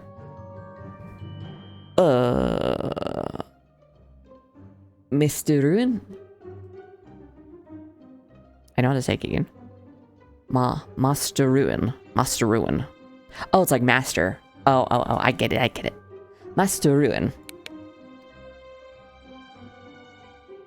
I'd wonder where our Master Ruin had slithered off to. Look at the sassy bitch. The red-headed man chuckles at some jokes he only understood. The other two men are appraising me, both looking at me as though I were something foul. Wonderful. I get all gussied up and the fops still turn their noses up at me. Isn't Daoine supposed to be one of them, or do all wealthy folk just have a second sense for spotting the poor? Here's hoping they aren't too close to the Queen. I see you're returning the fledgling druid. Her Majesty will be most grateful, I'm sure. Oh yes, she does love her pets, doesn't she? Sethor's... No, that's Kethor. Kether's eyes remain on Keagan, and I wonder if he has, or if he was included in that statement. I only do as she asks of me. I'm sure Her Majesty will feel the same about you. And what are you implying by that, Master of Secrets? Her Majesty must be reliant on us all to watch out for her best interests. After all, rulers these days are dropping like flies. No? The courtiers share a furtive glance, but Keagan gives no indication if he saw it. Kether's face rushes through several expressions before settling on indignation. However, we don't get a chance to hear his response. Next chapter. Chapter 4. The Rose Queen.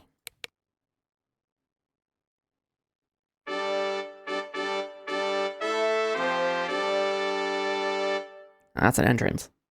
Before the sneering courtier can fumble in a final retort, a chorus of trumpets erupts through the throne room, ceasing all the chatter around us entirely. I spin around, following the collective gaze of the court until it settles on the back door, where an ostentatiously clad footman stands at attention. Presenting her illustrious royal highness, or royal majesty, excuse me. As regal as the swan, a flower among women. Beautiful and benevolent, a paragon of grace and I assume it's going to be poise. Ahem. Before the ever dawn dims, if you will. Oh boy. Aoife Elevon?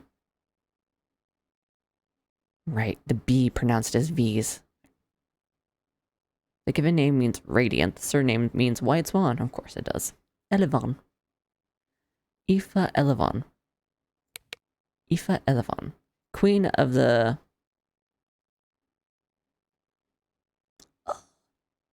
Tuatha Danann? Tuatha Danann?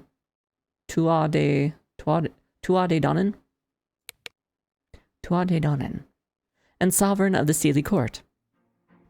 The door practically bursts open from behind the footman, who scurries off to the side before he can be trampled by the ensuing procession. The scene is a spectacle to behold. Hordes of finely dressed folk all flutter around a lace-shrouded litter, and everyone else in its immediate path is either forced to disperse or join in the revelry. Some of the entourage plays music, sing, or toss dried flowers out in front of it like rice at a wedding. Most, though, are crowding in and around the litter itself, all sprinkled up... Well, sprinkled? What the...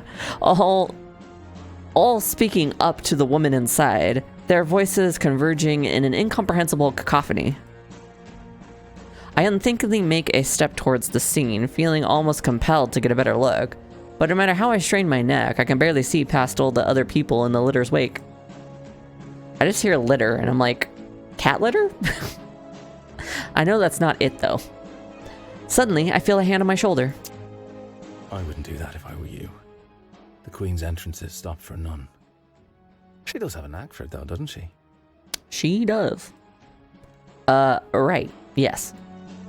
Keagan smiles at me and leads me out of the way of the litter, but I keep my eye firmly affixed to it even as it passes me by. I can't help myself. I've heard stories about the Queen of the Fairies ever since I was a wee thing, even if she isn't quite a fairy in the strictest sense. She must be a marvel to have this kind of escort following her every step. Sadly, all I can make out is her faint silhouette. Oh, did you see Her Majesty's gown? What a splendid design. I simply must... Oof. What? Ugh. Watch where you're going, you little oaf. I turn my head around, following the ruckus that just broke out. Squinting some, I watch as a variety of courtiers are seemingly pushed and shoved aside, all echoing a similar aghast statement. I can't see who's doing the pushing, though. They'd have to be awfully short to... It's Shay, of course it is. We all know Shay's a shorty. Stand aside! I have urgent news for the Queen! Right, that explains it. Ah, I see our little friend is back. This should be amusing. I'm just gonna stand and watch. Sorry, Shay. I chuckle a bit wryly at that, resigning myself to stand and watch the scene unfold. I feel a tad guilty for the trouble Shay might get into, but I can't afford to stick my neck out in a place like this. I'm in enough trouble as it is. I'm not about to throw myself between some stranger and the queen of the not-quite-fairies. Shay marches through the crowd, dead set on carving a direct path through the court of the queen. Or the court to the queen?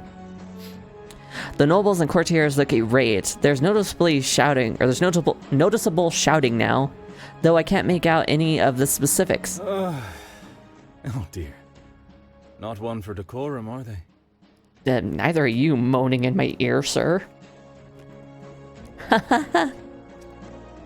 Eventually, Shay manages to strong-arm their way to the litter, but they're stopped by reaching the queen, or from reaching the queen, by one of her personal guardsmen. But Shay doesn't seem like they care about that. They get up in his face, yelling and wagging their finger. I can't help but wince a little.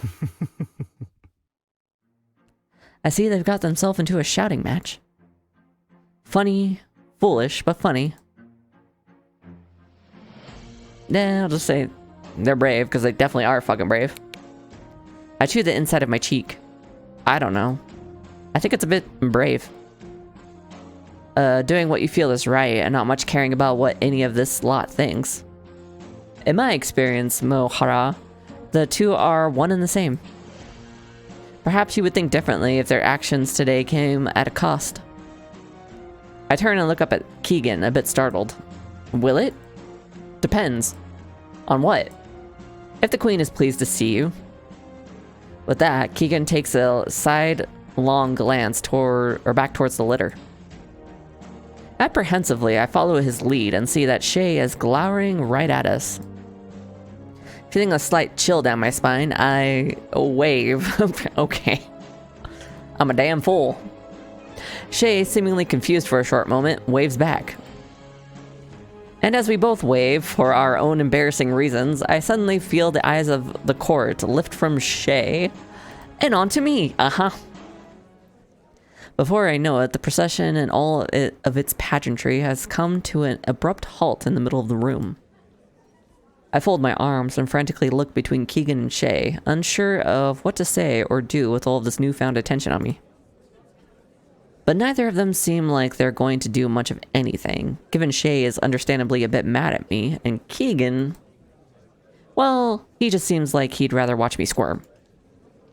He can watch me squirm. Christ. What did my double have to do, or have to be the most conspicuous bleeding person in the whole of the other world? Hello there, Oh my gods. This must be the queen.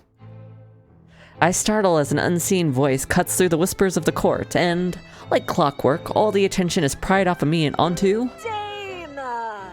There you are, you little rascal. Where in Danu's name have you been, darling? I don't know. That is one hell of a crown now, Jesus. Do you have any idea how devastated I was? Oh god, she's a drama queen through and through. It's true, Her Majesty very nearly cancelled her plans to visit the Summer Palace. I have no time to react to any of this, at least not appropriately. As she speaks, the queen unceremoniously bursts from the litter of her own procession and proceeds to stride straight towards me. Every member of the court is forced to make way, and unlike with Shay, they do so with expedience. Likewise, once the queen reaches me... Oh boy, hi. Hello there. I am rendered completely helpless as she scoops my face into her hands and squishes my cheeks. Oh, just look at you. So pale, so thin. Oh, Really, darling, no. what were you eating this whole time? Nuts? Berries off the forest floor? Nothing, actually. Say no more. The thought of it is simply too much to bear. The queen suddenly wrenches me free, and I find myself stumbling backwards. in part due to the surprising amount of force behind the act, but also mostly out of flustered embarrassment. I think my whole face must be as rosy as her hair. Maybe Keagan wasn't lying before about the queen being distressed. Keagan, I have to kiss you, or at least at the very least, reward you for what you've done here today. Oh my god. Though I suppose I should hardly be surprised that our master of secrets would be the one to bring our dear, sweet, darling Daoine home. Part and parcel to the territory, no?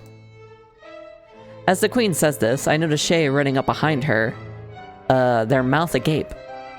Though, strangely, despite how urgently they tried to alert the queen of my presence, they do not interject against the queen's assertion. I'm gonna say nothing. And ultimately, neither do I. It's not my place to say any different, and Keagan seems a dangerous sort to cross.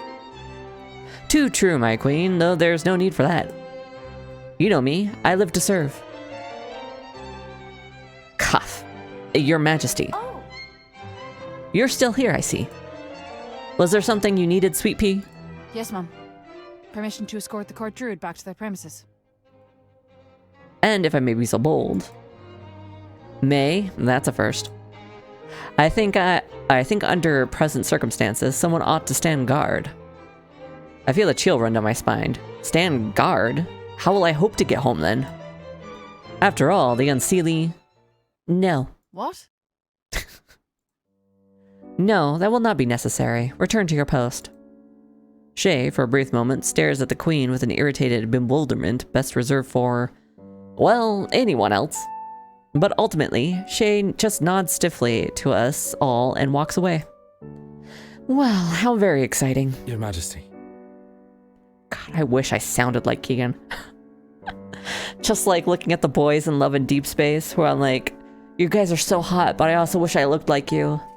When it comes to Keagan, it's like, your voice is so hot, but God, I wish I sounded like you. Ugh. The transgender struggle. Anyway. I have some important matters to bring to your attention. Developments in your absence, shall we say. Yes, of course. But later. Poor Daoine looks exhausted. I simply must see them to their cottage first. Ah, naturally. By all means, then. Shall we be off?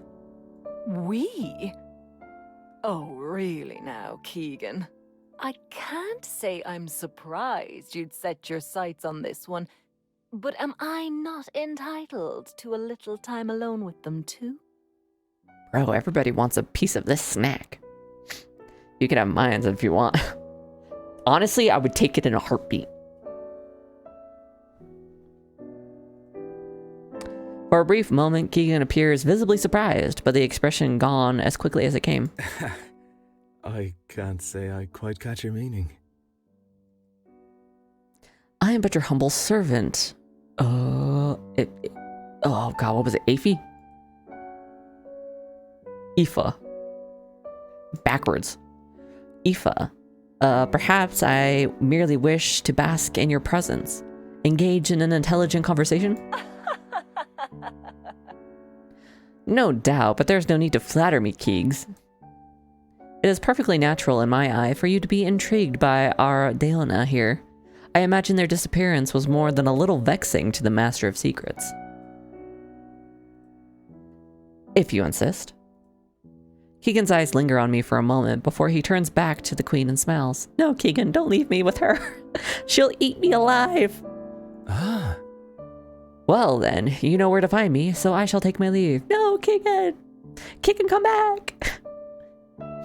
Keagan bows politely to us both, but before he goes, he catches my hand and places a kiss on my fingers. Yes! Yes! At least I get something. Slangafall, Daoine. Slangafall?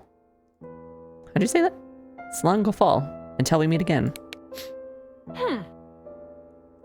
It's just incorrigible, that one. With that, the Queen spins around and clasps her hands together. The court will adjourn for today in light of newfound developments, as you were, gentrymen. There are a few grumblings from within the crowd, but with the Queen's dismissal, Most begin to filter out of the throne room, leaving me alone with her. I swallow. Oh boy. Now, shall we be off? The queen looks at me expectantly. Maintain decorum. I bow my head in quiet acknowledgement, allowing the queen to take the lead. Though, if I'm frank, it's just about all I can manage with all these butterflies whirling around my stomach. Besides, I haven't the faintest idea where she wants to go. Did Daoine often take private walks with the queen? No, that can't be right. They weren't that important to the court, were they? Without another word, the queen walks out of the throne room, and so I follow at a respectful distance behind. That's what you do with royal sorts, isn't it? My oh my. It seems our Dana has up and vanished yet again. Whatever shall I do? Your Majesty? Abruptly, the queen stops in the middle of the hallway. Oh, there you are, thank goodness. Do keep up, darling. If I wanted to talk to the air, I would hardly ask you to pitter along behind me as I do. Oh, of course. With a slight blush on my cheeks, I sheepishly quicken my pace until I'm standing beside her. Apologies, Your Majesty. Queen clicks her tongue. Gracious, enough of that. We are no longer in the public eye. Between us two... Aoife? Aoife, yeah. Oh boy. We'll do just fine. Alright, Aoife. Much better. With that, Aoife leads me out of the palace. Into the gardens. Monum. Ah, I got that one right. I can't help but gasp. I've never seen such immaculate gardens. The flowers, the waterfalls, the pond. It's like something out of a picture book. They are pretty, no? I can never quite get used to it either. You sound a lot less dramatic now. Really? Didn't you grow up here? I bite my tongue. In hindsight, the question was a bit impertinent. Sometimes I forget how new you are. No, I didn't grow up here. I took my first walk through these gardens on the day of my coronation. I raised an eyebrow at her, a bit perplexed. I won't claim to be privy to the ways of royalty, let alone fairy royalty, but why wouldn't a princess be raised in the capital?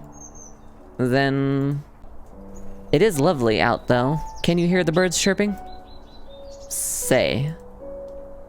I understand if you're too tired, but would you care to walk with me a little while longer? There's no need to rush you to your abode. I paused for a moment, thinking it over.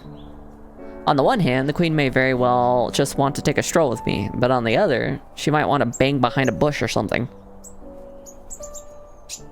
I can't quite get a proper read on her. She's certainly opulent and a touch melodramatic, but there's something else there behind that aristocratic smile. Something unpredictable. Something I can't quite place. I don't know if I can trust it. And while I'm still play acting as Daoine, it may be best to keep a low profile, avoiding being alone with these people as much as possible. Then again, who am I to refuse the queen? She's given me a choice, but is it one, really? I'll just take a walk, why not? I rub my chin for a moment, then sigh. Well, I suppose I wouldn't mind taking the long way around. Darling! Wonderful! With a smile... Aoife proceeds to pull me down a winding garden path lined by great big bushes of flowers and wispy willow trees. A gentle wind stirs up all the smells into the air, and as we pass the pond, I feel a cool mist against my skin. What's this like 1940s Cary Grant music playing in the background?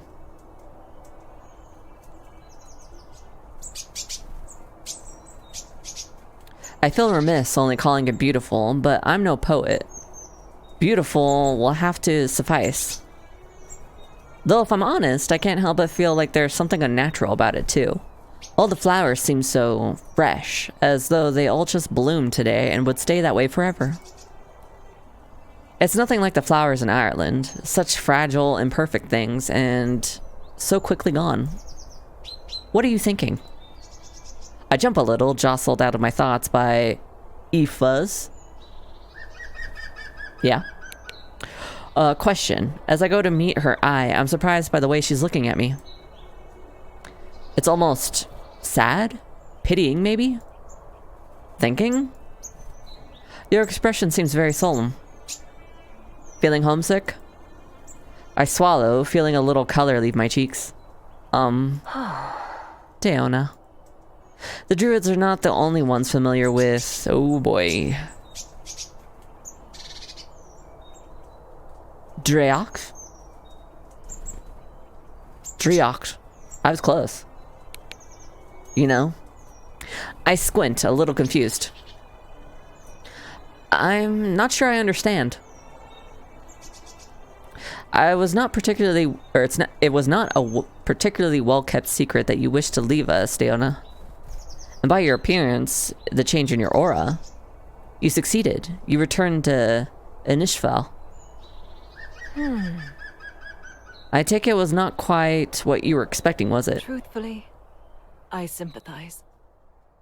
You were not Tuatha Danann. This was not supposed to be your home. And sometimes, longing for that which never was can be just as painful as longing for something lost.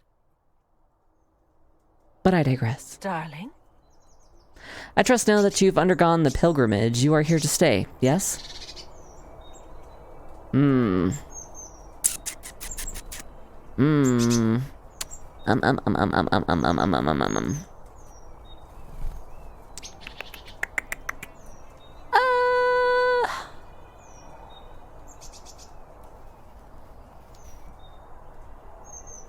I think it'd be better to not say anything rather than say something untrue. I know I can't tell her the truth. Not now, not this deep into my accidental deception. It would be too dangerous. The fair folk are an unpredictable sort, after all. But I can't bring myself to lie, either, and find myself avoiding her eye.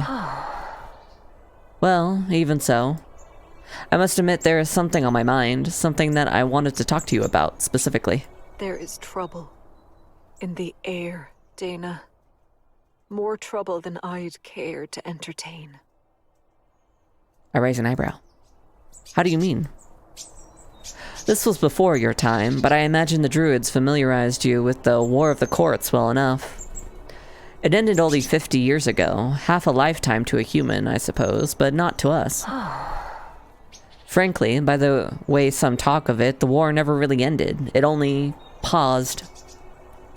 In any case, I don't expect you've yet heard the news, have you? I find myself fidgeting anxiously, even though I have no possible idea what she's on about. Guess not. Just as well. Aoife pauses for a long moment. Her gaze drifts out over the pond, pensively watching as a bevy of swans bathe themselves underneath the waterfall. Lugad, the traitor, is dead. Lugad. The first king of the Unseelie. He is called the traitor king of the Unseelie court. That must be who, Shay made that little dummy of. Ordinarily, this would be cause for celebration. He was a miserable tyrant well past his due. If the gods had any sense in them, his soul would be left to wither and rot. Wither and rot. Hold on, I'm gonna adjust my legs here. Huh.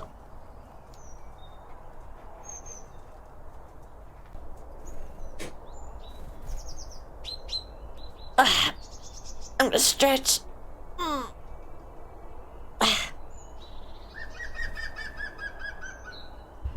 Whew, get some chapstick too.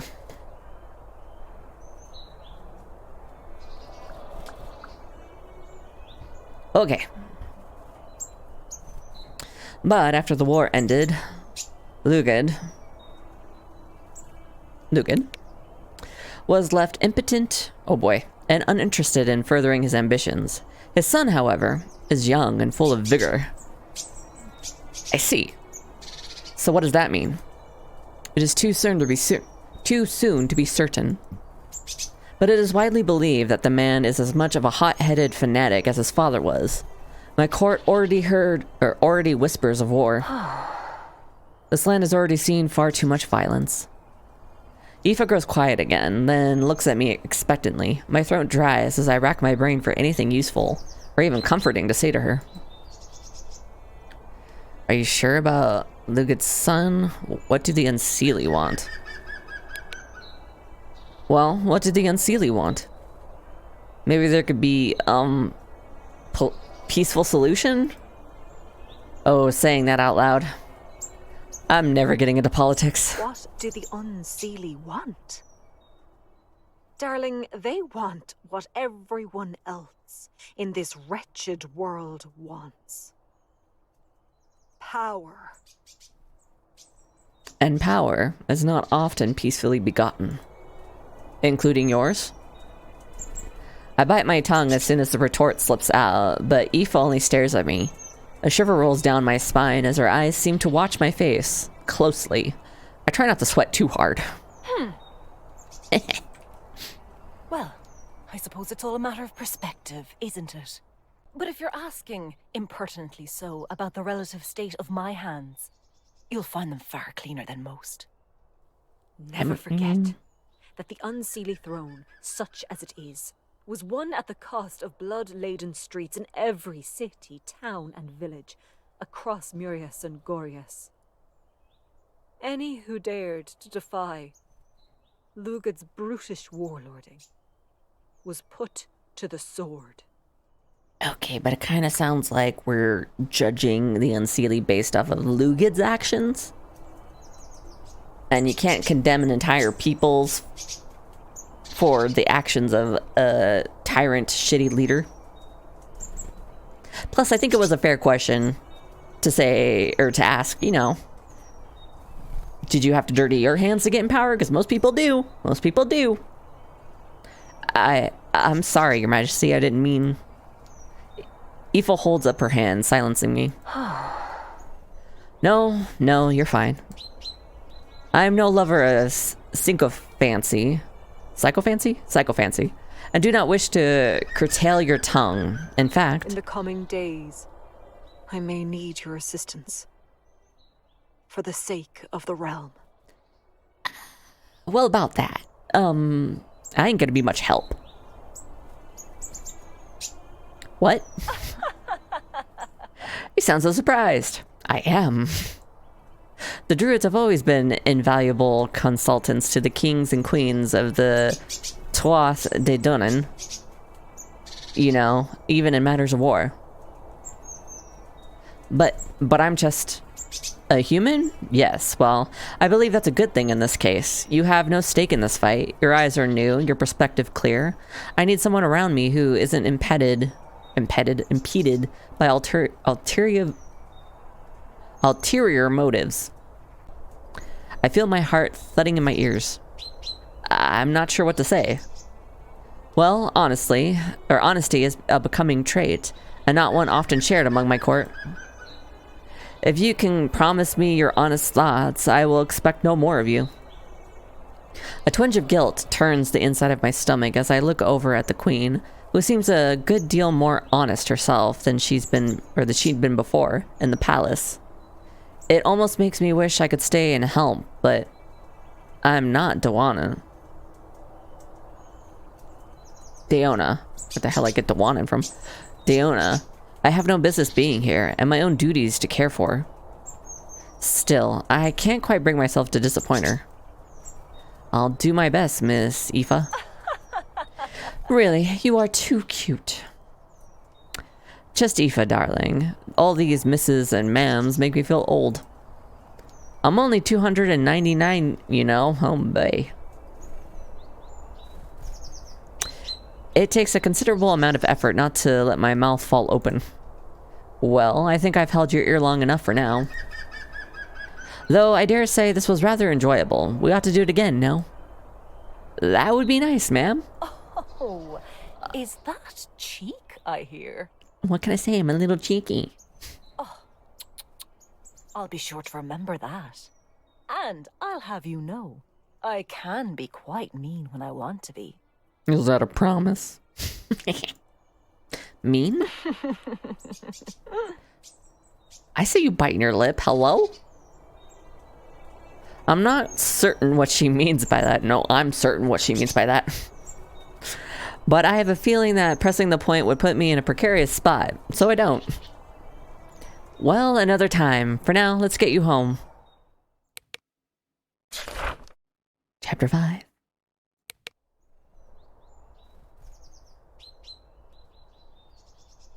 With a tentative silence now between us, Queen Aoife guides me through the gardens to a gate in the palace walls. At a glance, it seems to lead back into the forests. Strange. I wonder why Daoine's residence would be outside the palace grounds if they're in the employ of the queen. Do you have your key with you, darling? Oh. In a brief attempt to save face, I pat myself down as though I were searching for something I would usually have on me. No, sorry. I must have misplaced it. Oh dear. Well, we shall have to remedy that. But no matter, I have one here. Aoife hums softly, after which she seemingly snatches a key from thin air. That is, unless I missed her digging around for a pocket in all those dress folds. Nevertheless, she unlocked the gate before I can think on it much further. As I suspected, the other side of the gate does indeed extend into the forest, but I'm surprised again by how far we ended up walking. Whoever this Daoine truly is, they certainly valued their privacy. Nice little house. Eventually, Aoife and I reach a glade where a small but homely sort of cottage sits hidden away from prying eyes. The windows are dark and the garden off to the side looks overrun. It's been a while since anybody's been here, that's for certain. Though, strangely, the rose bushes look a bit more well kept than the rest of the flora. Hello? Well, except for the fact that they're currently being munched on. By a very stupid horse. Oh my, is that your horse, Daoine? I think I've seen it before. I don't answer because my jaw's fallen completely slack. I can't believe what I'm seeing. But how? Is this Darby? Why? It is Darby. Darby? Well, what are you... Ugh, don't eat those. I see the damn fool of a horse's ears stiffly flip backwards, but otherwise she doesn't acknowledge me at all. Oh, you little bastard, you hear me? You hear me and you're still doing it. Bad one. I suppose that does answer my question. Flushing, I turn back to the queen, rigid and alert. Oh, yes. But we were separated. Interesting. Well, never mind. I suppose now this is where we part ways. I would invite myself inside, but I'm sure the place is overrun with dust. So I shall leave you to your housekeeping. Do keep your ear to the ground, though. I imagine I will need for you shortly. Right. Thank you, Queen Aoife. Hastily and very much distracted, I attempt something of a bow to the queen before sprinting off towards Darby, my mind swirling with questions. Do try to keep out of trouble, Dalarum. She said my name. She said my name, which means she knows my name, which means I was right. I was right. The other person was us. Maybe like a future version of us. For a moment, I glance back over my shoulder, certain I heard Aoife say something, but she's already turning out of the glade by the time I do. I shake my head and press on after Darby, who, despite my hollering, keeps chewing on those rose bushes without a care in the world. Bad horse! Stop that! You're going to get stuck here if you eat those. The mare raises her head and stares at me mid-chomp. Darby, I'm warning you, She swallows. This little bitch. My head falls back as I let out an exasperated sigh. Great. Perfect. How'd you feel if I just left you here, huh? Left you here then, huh? Leave you to the fairies. Darby's ears press down and she huffs at me. Oi, you're the one who decided to eat fairy food. Or, fairy flowers. Anyway, point is, the first thing people will tell you about the other world is that you never ever eat the food. I clutch my stomach as it suddenly groans. Damn, how long has it been since I ate? It was night when I stumbled in here, and morning when I popped out of the lake, but it still feels like morning now. The sky hasn't changed at all. I sigh, shaking my head again. It doesn't matter how long it's been. I'm now well and truly hungry. But if I eat anything from this place, I'll be trapped here. I slap my forehead, the solution suddenly dawning on me. Darby's saddlebag? Oh boy. Prata? Oh, I got that right. The potato. Prata. I stumble over to Darby, but I have a sinking feeling in my gut.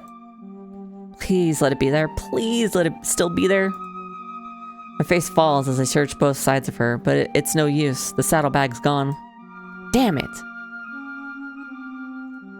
I suppose I shouldn't be all that surprised. It's already a small miracle that I managed to find my horse again, but with all that's gone, I'd almost forgotten what led me here to begin with. Anything of value my family had in the world was in that saddlebag. Even if I get Darby and I out of here now, how am I going to be able to face my family? I fold my arms in close, suddenly feeling very, very helpless. Huff. Drawn out of my thoughts, I look over at Darby, who I thought just made a sound. But she's still just eating the flowers, not paying me any mind at all. Duh. I feel a slight chill run through me as a strange voice comes out of nowhere. Hurriedly, I turn around. Hello? Is this Darby? No, definitely not. Unless my horse has fucking goat eyes and red hair? I come face to face with another horse. Oh, is this Robin Goodfellow? The purple-maned beast is far larger than any horse I've ever seen, and it stares at me with such an intensity that I reflectively take a few steps back. Stranger still, though.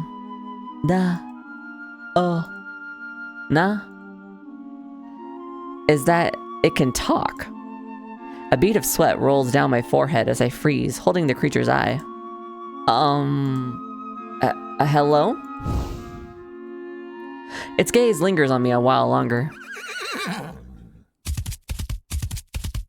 Oh? Until, abruptly, the horse reels back and whinnies. Bewildered, I stand and watch as it turns and gallops off into the Unseelie woods with my saddlebag on its back? Hey! Get back here with that! I move without thinking, not willing to let this chance slip through my fingers. But I have no idea why this other horse would have my saddlebag. But I can think about it later. I bolt over to Darby and swing onto her saddle. Surprised, she immediately turns to throw me off balance, but I hold firm with my knees and pull in her reins. Oh, not this time you don't. She acquiesces to my control and kicks off into a gallop at my command, tearing off into the woods behind me, the horse thief. Of course, the other horse is a good deal faster than Darby and I, so I can only just see the tail end of it through all the woods. Still, I figure the damn thing has to come to a stop eventually, and when it does... Wait, where'd it go? I reel in the reins, forcing Darby to come to a rather abrupt halt, of which she's none too pleased about. I ignore her grumpy whines of protest, though, as we have a more pressing concern now. How dare you Wi-Fi poop? You need to get your Wi-Fi a fucking diaper.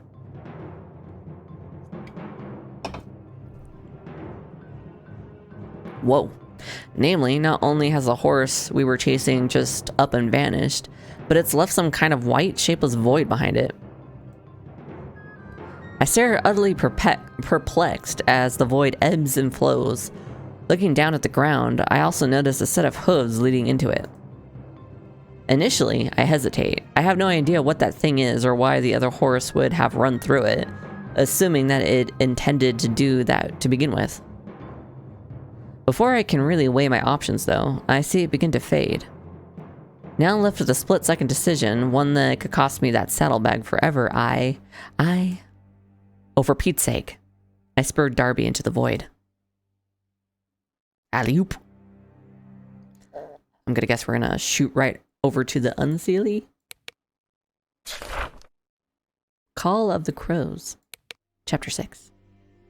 I feel a tugging in my navel, like some force is violently dragging me forward, and a crisp wind hits my face. Oh yeah. Whoa now. Tugging in the reins, I call for Darby to stop so I can reorient myself. What in the hell? This is definitely the Unseelie territory. Winks of golden light illuminate through the canopy of the otherwise dark and foreboding forest, now absent of any features of spring. Nothing green remains. All the trees are painted in cool autumn hues, and the leaves fall with such frequency that I'm surprised any above remain. And possibly large mushrooms replace the vibrant flowers, an overgrowth of the Seelie forest, and the eerie silence is only occasionally interrupted by a gust of wind. I shiver in the saddle as the chilly air and a steady drizzle of rain quickly permeates through my clothes. Where am I? I look behind me for any sign of the void, the cottage, or the bright morning sunlight I left behind. But all I find is more of this damp air and darkness. I scan the forest floor for any tracks that might guide me, but the horse I was chasing seems to have simply vanished into thin air. Where could it have gone? I search the canopy, but only find a few crows watching me from above. My mind swirls with confusion as I clench Darby's reins and turn her around in hopeless circles, as though that would somehow take me back to where I was. Oh, what was I thinking? I'm even more lost than I was before. I groan and throw my hands up in frustration, causing Darby to huff nervously and shift underneath me. Oh, sorry, Darby.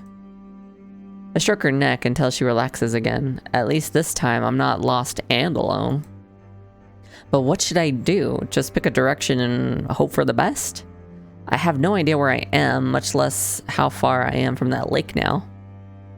Not to mention, given the sudden shift in seasons, I can't help but fear the worst, that somehow, after running through the void, more time has passed than I can afford. Wait a second. The map from Shay's outpost. I rack my brain for as many details as I can remember. That city, Tamare, was in... Falius. Like fall, right. Falius, right? Right? I pause, a realization coming to me. I remember that map called Falius, the province of spring. At first I thought it was a figure of speech, but maybe it wasn't. Could each province be stuck in a season? That would explain all these changes. I'm going down this line of thinking. Since this place is autumn, it must be Murius, I think. I can't say for sure, but knowing I have somehow jumped forward in time makes me feel a little better about all this. If only I had that map with me, then maybe I could find my way to the border. It seems I don't have a choice here. If I don't get going somewhere or another, then I'm going to sit here and shiver. Resigning myself to aimless wandering, Darby and I set off in search of any signs of civilization. Hello? As we approach... Oh, now it's turning into feathers. As we approach a dirt road deeper into the forest, more crows begin to fly in and perch in the canopy. The more the merrier, I suppose. But in the silence of the forest and the growing audience in the canopy is a little creepy. It really does feel like I'm being watched, and the increasing darkness of my surroundings doesn't help either. An unsettling cacophony of crowing. Okay, actually, maybe it's very creepy. I urge Darby into a canter, and we hurry down the path, hoping to escape the uncanny atmosphere. Suppose she's coming for us still? Shut up, would ya? If she is, she'll be following the sound of your yellow bellying. I gently pull back on Darby's reins as I hear a group of voices up ahead of me. For a moment, I breathe a sigh of relief. That didn't take long at all. Maybe my luck is finally turning. Pshaw, let her come then. I'll give her a right, proper wallop. You'll give her a... Are you mad? She's the bleeding more... Or something? For the love of... Oh boy. Angus? Angus. The god of youth, love, and poetry. Stop your jawing and help me move this cart. And you, if you don't stop drinking all our wares, your piss-soaked trousers are going in a ditch. So unless you fancy walking back to Gorius, bare-assed in the snow... Bah, piss off. Fode. Alright, that's enough of that for you. Oi, don't go snatching a man's whiskey before he's finished. Well, there's definitely something off about the trio. One of them is unquestionably drunk, and the others seem to be restless and on edge. It may not be a good idea to approach them after all. Still, I don't know when I'll be crossing another person's path. These forests are dense and intimidating and filled with who knows what. Do I really want to risk what might be my only chance of finding my way out of here? I clench my jaw. I don't want to turn back if I don't have to, so I resolve to inch myself a little bit forward and just keep listening and on their conversation for now. If they seem like trouble, then I'll just turn heel and be on my way. At least they don't seem to be going anywhere fast from what I can tell, squinting through the trees. Aw, you're kind of cute. Tisk bollocks. How's anyone supposed to move about these godforsaken woods when it's always raining and making a mess of the roads? You're not so cute. What is that haircut? Ha, missing home? Gods no. Do I look like I enjoy freezing my tits off? Snorts. What tits? You know, one of these days I'm gonna cut that tongue from your gob-shite mouth. Easy up. If we're caught like this, we're all getting worse.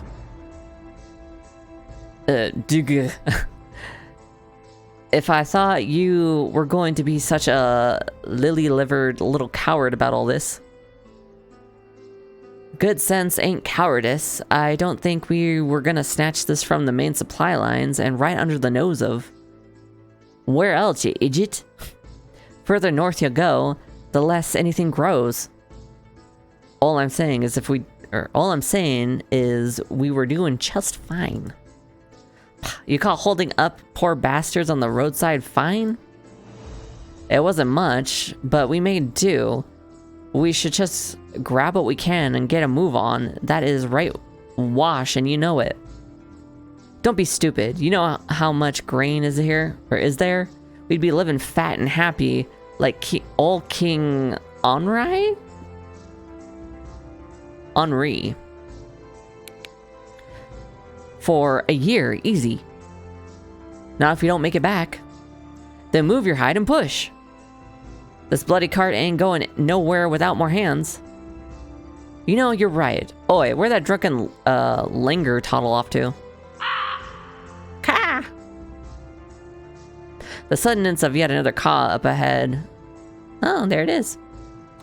Or up above nearly startles me out of my skin. I huff, glaring at the little menace as it swoops down. Here's the drunkard. It forces me to lock eyes with the drunkard, peering at me through the foliage.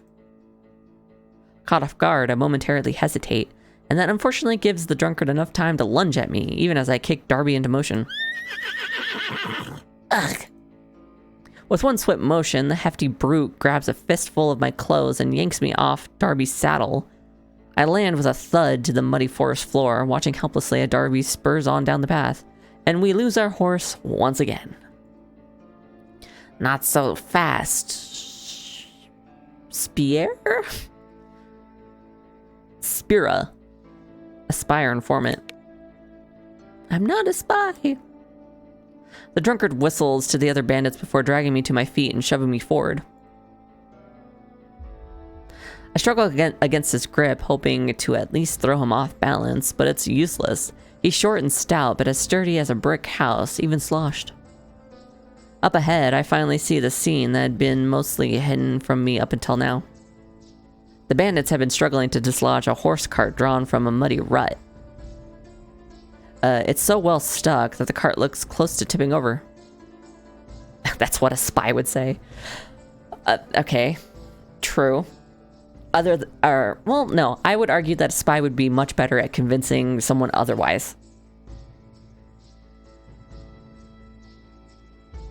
As the drunkard and I meander into view, where'd the young come from? Hello?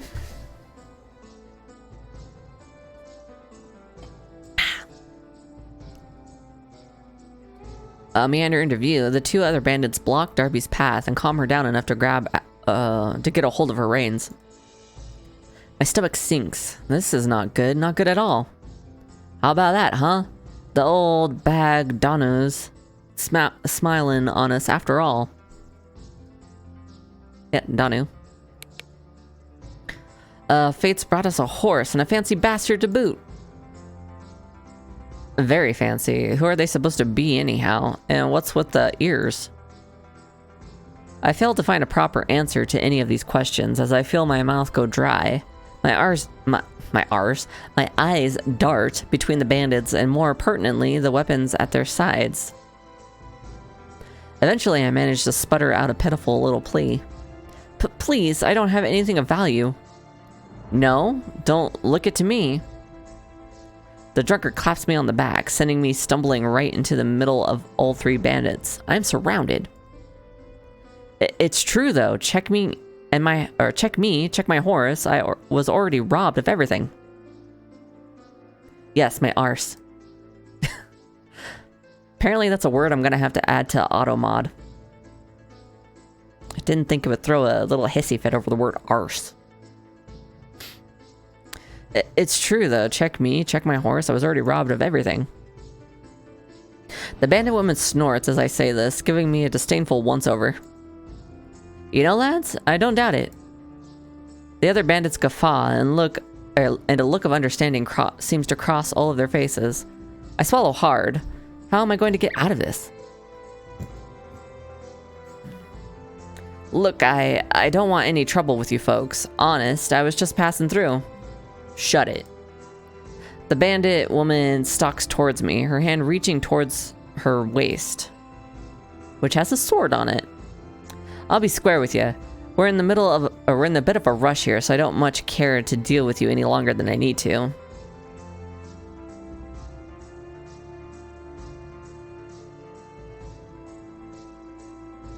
Apparently a lot of things I say you have to add to Automod.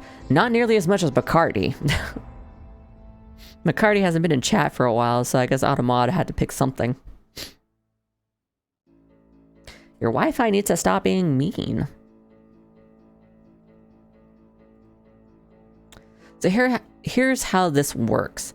We're taking the horse. You're outnumbered, defenseless, and by the looks of it, you've never been in a real scrap in your life. So unless you'd like me to paint the roadside with your entrails, best move along now. Well, fuck me. I can't let them take Darby. I'm not losing the old girl again. I literally just got her back. Fuck's sake. I'm probably gonna fucking die. I'm just gonna protest. You can't have my horse. I think we can, actually. You can't have my horse. We'll help you folks dislodge your car, but Darby's not going with you. I need her. But besides, she's a stummer piece of work. So you'll not be wanting her anyway. The bandit woman leers at me impatiently. You're funny. With a flat smile, she unsheathes her huge and unseemly dagger. Entrails it is then. I find myself completely frozen. Is this it? Is this how I meet my end? I suck in a breath through my teeth, awaiting the inevitable with my eyes squinted shut. My savior? Ah, the pretty lady. Hello. My eyes flash open again. Out of nowhere, a mysterious woman stands between me and my assailer. Her bronze sword glints in the evening light as she raises it to parry the bandit woman's dagger, before kicking her square in the chest and knocking her onto the ground, breathless. Alright, I suppose they would use like different metals since iron's supposed to be bad for fairy folk. She is hella pretty. And like that eye makeup, hello. And she's a warrior, fuck yeah. Without sparing me a glance, the warrior woman lunges towards the other bandits. The nervous man fumbles as he retrieves his sword, and the drunkard is unable to keep up with the warrior's unending onslaught through his inebriation. All I can do is watch my savior with awe as she dodges one man's sloppy swing before swiftly taking him down and then blocking the other sword just as it comes at her. She effortlessly defends against both men, though I suppose one being drunk doesn't hurt. A movement in my periphery catches my attention in time to see the bandit woman has crawled back to her feet, her dagger once again in her hand. The warrior is engaged with the second man still and will never see her in time. Stop her. I look around me in a panic. There's got to be something around here that'll make do for a weapon. Finally, I spot a huge branch on the forest floor. I suppose now's a good time as any to see if these things will do much against a person. The woman has her dagger raised high, ready to strike at the warrior woman from behind, when my makeshift club connects with the side of her head. Wha-bam! She crumbles to the ground noiselessly. I stare at the branch in disbelief before dropping it, as though it burns to keep holding it, or keep holding on. Is she... Did I fucking kill her? Did I?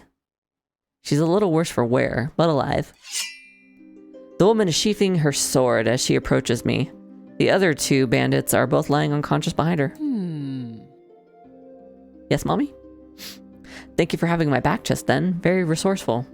Oh, God, I love her. Are you okay? They didn't injure you. I'm sorry I didn't get here faster. Thank you. I'm fine, mostly. Just a little shaken up. I've never been in a real fight before. Then I apologize for dragging you into one. By the way, I'm Maithe, commander of the Unseelie Sentinels. I've been trailing these bandits for a while now, after they stole some supplies being sent out of province. Just keep talking to me. Just keep talking, please. She gestures over to the covered cart. How'd you say her name again? Just Maeve? True Jor? Maeve. I like that name. I'm the Unseelie Court Druid. Or the Seelie Court Druid. Mouth agape, I stare at her for a moment. Some small part of me had hoped I might be able to escape this continuous identity crisis, but no such luck. As a Milician? Milligin? Okay, that's completely different than how I thought. Milligin. As a Milligin, you're pretty conspicuous if you know what to look for, not to mention the outfit gives you away. Not every day a member of the Seelie Court gets caught crossing the side, or this side of the border. Gets caught? I don't much like the sound of that. So, Druid, want to tell me what you're doing here? I shuffle a bit nervously, wondering if my answer could land me in trouble. Still, I don't know enough about what's going on to lie. It's a very long story. For one, I'm not clear where here is. Maeve observes me for a moment, like she's trying to figure out if I'm being honest or not. Wordlessly, she turns to inspect the cart's contents. You're in the forest just outside Kelian non Daoine?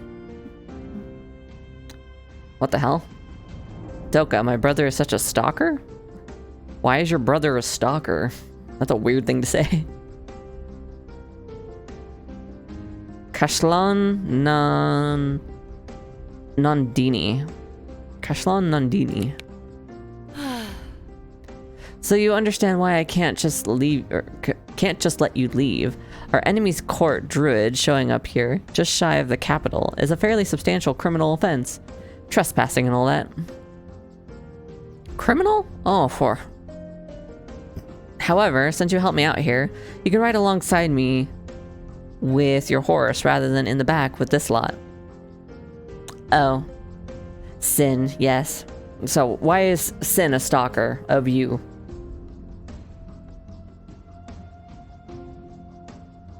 far as I can tell, you're usually the one who summons him to the Discord. How is he the stalker? Do explain. Gesturing over to the groaning bandit, she gives me a genial nudge before procuring some rope from somewhere. I'm innocent, I did nothing. What are you two up to? I'm trying to play a game and you two are just like fucking off somewhere. What are you guys doing? Once I load them onto the cart, we're heading straight to the king. On the way, you can give me the highlights of what you're up to. I mean, help her, obviously. I have to say, so far Maeve has been nicer and more straightforward with me than anyone, despite the fact that I've apparently broken the law just by being here. The one friend I tried to protect from this devilish man, he went to hunt them down. Excuse me?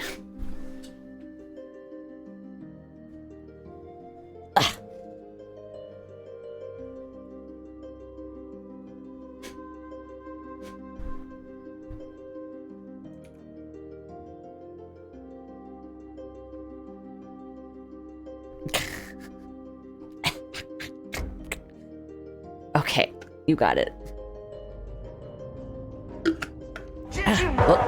When it snows, my eyes become larger. Well, okay then.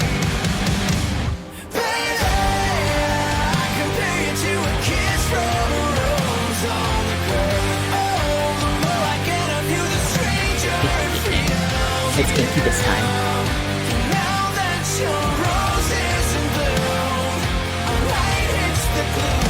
Still gotta fix those roses. They keep making my bods crunchy. Well, prepare for the Doki Dokis. Because I have arrived. Also, I just realized I don't have my water to audio set to where I can hear it. Where's that shit? And on output. There we go. Okay. Anywho. Well, thank you for that. That immediately tested whether or not I could hear the water to audio. Anywho. Maybe if I stay on her good side, she'll be convinced I'm not here to cause trouble. If we are going to see the king, I need all the help I can get. As Maeve picks up one end of a bandit, I lift the other and we heave them onto the cart before binding them together with the rope. By the time we're done, the fabric against my back is damp and my shoulders are burning.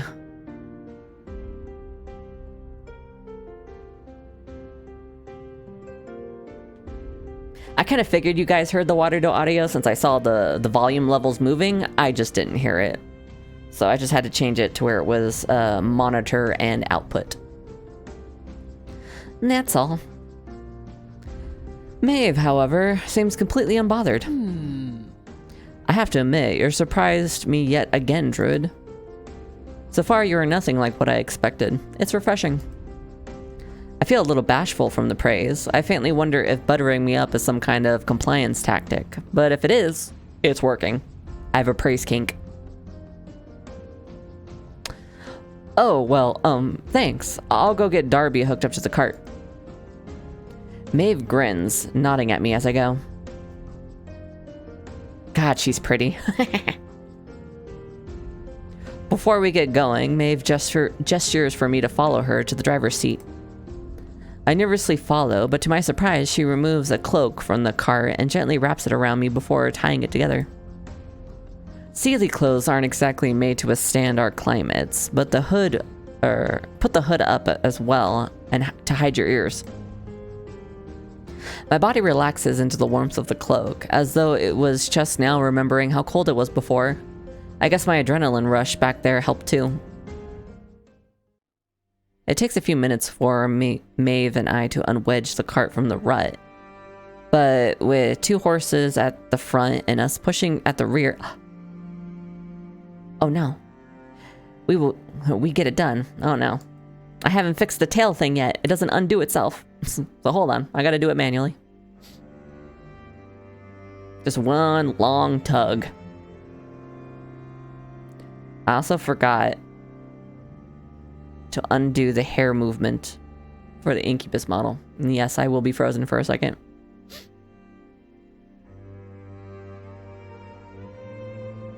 Hold on. The editor is opening. Any day now. No. Almost there. Okay, now it's open. Now I can undo the pull, the tail pull manually. Down here? Yeah.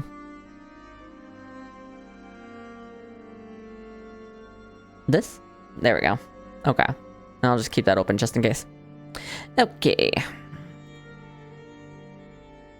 No.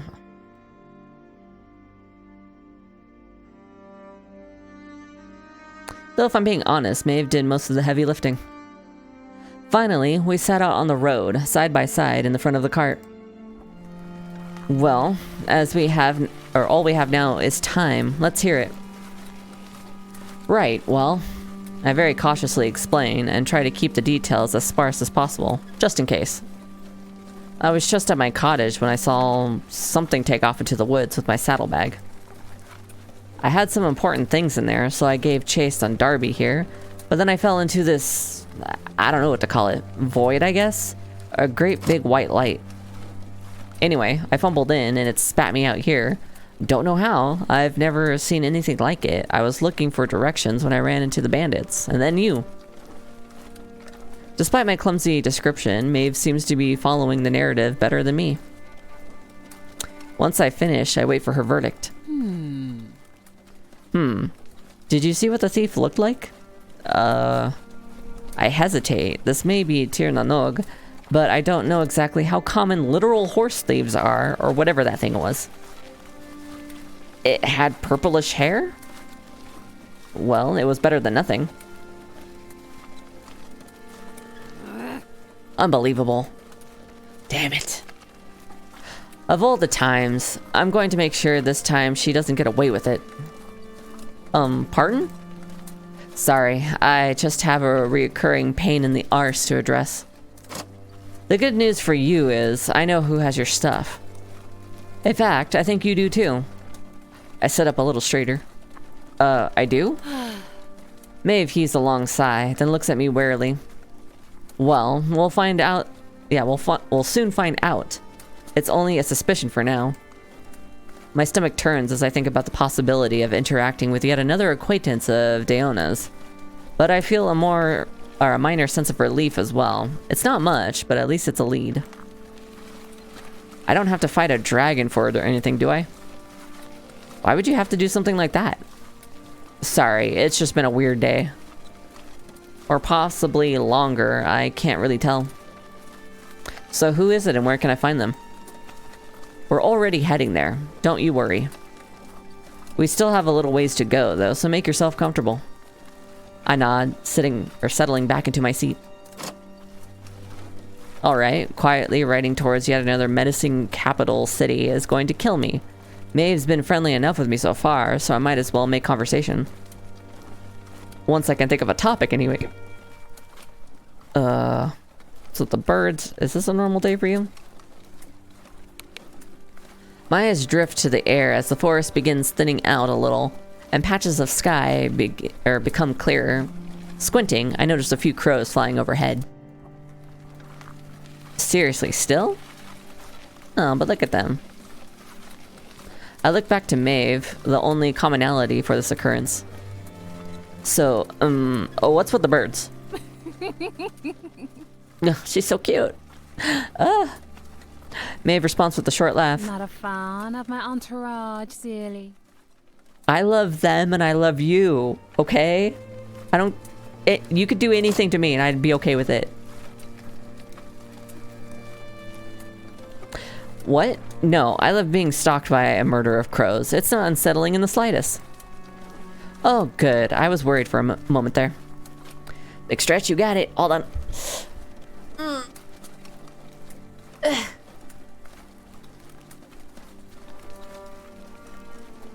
Oh, God.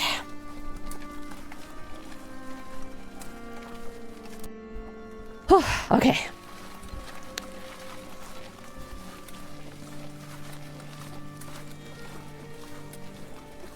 They followed me around ever since I was a child. Consent is hard. Really? Why? You're not having me on, are you? You really don't know? No, ma'am. I can assure you I am clueless in all things. Actually me. Ha! Well, never you mind then. They're just my little helpers is all. Are they like familiars? I raise an eyebrow, not quite believing that's the end of it, but I don't press her. It's none of my business after all. As Maeve and I approach the end of the autumn forest, we come to a cliffside with an imposing castle on its precipice, and a storming lake to its back. I see a horse. Right there.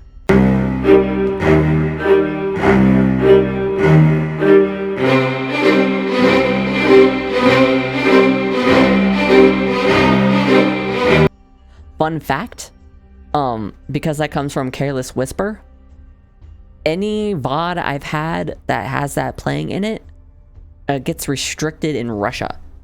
So you just made this unable to be viewed in Russia.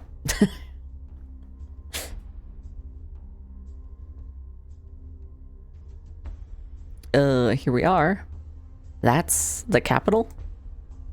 It's no Temer, but yes, the stronghold itself is home to about 200 people, with more folks in the surrounding villages. It's not the biggest castle the Unseelie took, but it's the last and hardest fought. King, what was it? Lugod? Yeah, Lugod. Lugod felt it was necessary to make this place the last city before spring, our capital. He was the sort of person to take symbolic gestures very seriously. Anyway, let's keep going. The castle town is much different than Temer. Is it Tamar? Nope, it's Tever.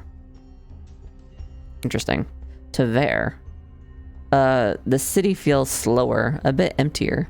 I don't know what I expected, but it wasn't this. I guess I figured the king would be as ostentatious as Aoife.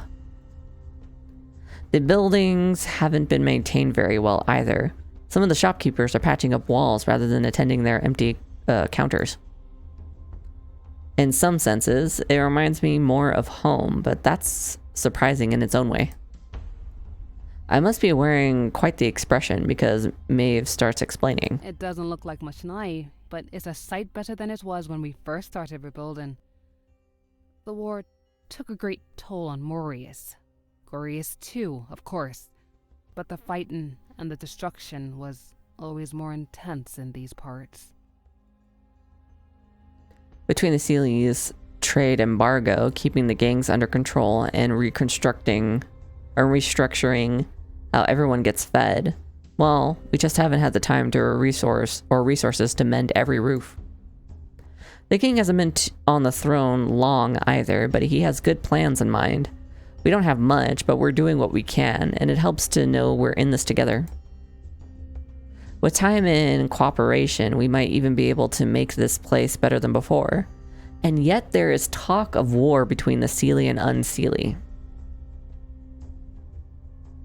The Unseelie don't seem like they're in a place to engage in any war, so why the fuck? There's a twinkle in her eye, and she casually looks over at me as she suggests it. Does she mean me? Or, well, Daoine? Is that why she's being so genial? Am I being recruited? I find myself fidgeting with the cloak Maeve gave me. Is a druid that influential? I can't help but think back to what Aoife told me. Druids have always been invaluable consultants to the kings and queens of the Tuatha De Danann. But shouldn't that mean that the king has a druid in his court too? If I ask, would that be considered rude? Oh. 13 minutes over. I'm back, bitches. I'm not gonna ask. I don't want to make things more complicated. If what Aoife says is true, just being here is complicated enough. Well, one life-threatening disaster at a time. As we continue on through the city, I notice that most of the townspeople who spot Maeve come up to greet us. Hello, pretty lady. But I'm concerned that you have a braid over your shoulder. A braid or a ponytail over the shoulder usually indicates a anime mother who is about to die. Oh, Maeve, won't you come by sometime for a cup? Thank you, I'll come by sometime. And this same dude, but now very pale. Maeve, thanks for getting my lyre back. Next song is dedicated to you. If that's true, Killian, it better not be another one of those another one about tavern girls. Hey, Maeve, I've got something set aside for you now. Maeve pauses at the vendor's call. What do you say? Want to take a little detour with me? I Candy was sending me.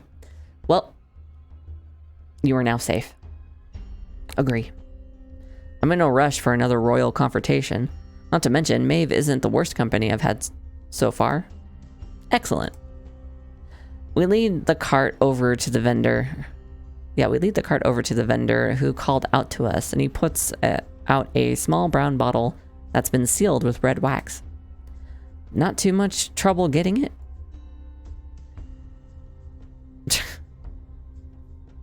I would, but when playing visual novels, I try not to cover the word box too much. Maybe towards the end.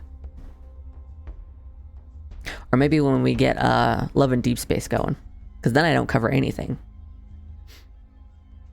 She handles the bottle gently, tucking it into her saddlebag with care before fishing out a few odd-looking coins. If they can even be called coins, they look more like rings. Your name is Sin. You can't be a good boy with that kind of name. Let's be real here. These days, what isn't too much trouble, but for you, it was nothing. You're too kind. As we turn to leave, the man catches Maeve's attention once more. By the way, I meant to tell ya, that old bandit gang, the Nuafiana? Nuafiana. Yep, I had that exactly right. Wow. Is back around causing trouble. I thought you'd want to take care of it before the king does. I'll see what I can do. We head back towards the castle, but the atmosphere has changed. Maeve seems distracted by what the vendor said. Maeve? Sorry, I got lost in thought. About the group the vendor mentioned? Who are they? It's a bit complicated. Some folks will tell you they're just another group of bandits. But, well, they don't see themselves that way, and I don't think it's completely fair to say they're just another gang. But maybe that's my bias talking. I used to be one of them before I ended up where I am now. What? Really? It was a long time ago. They gave me a home when I had nowhere else to go and saw themselves as vigilantes, bringers of justice. They're not all bad, but not all good either. I left because I realized we weren't fixing anything. Not really. I want to help them help themselves, I suppose. I don't know if I'll be able to reach them, but I want to try.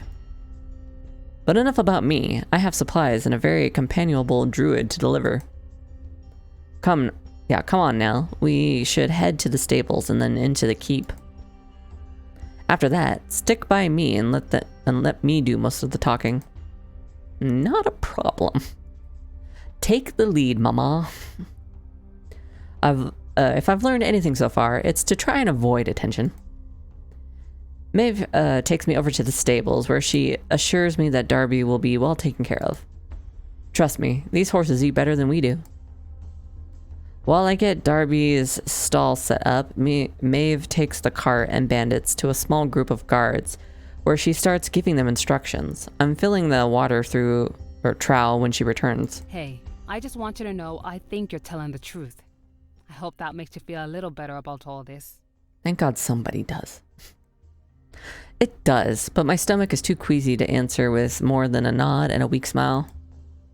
Once we reach the enormous wooden doors of the keep, Maeve gives me one last comforting smile and places a hand gently on my shoulder.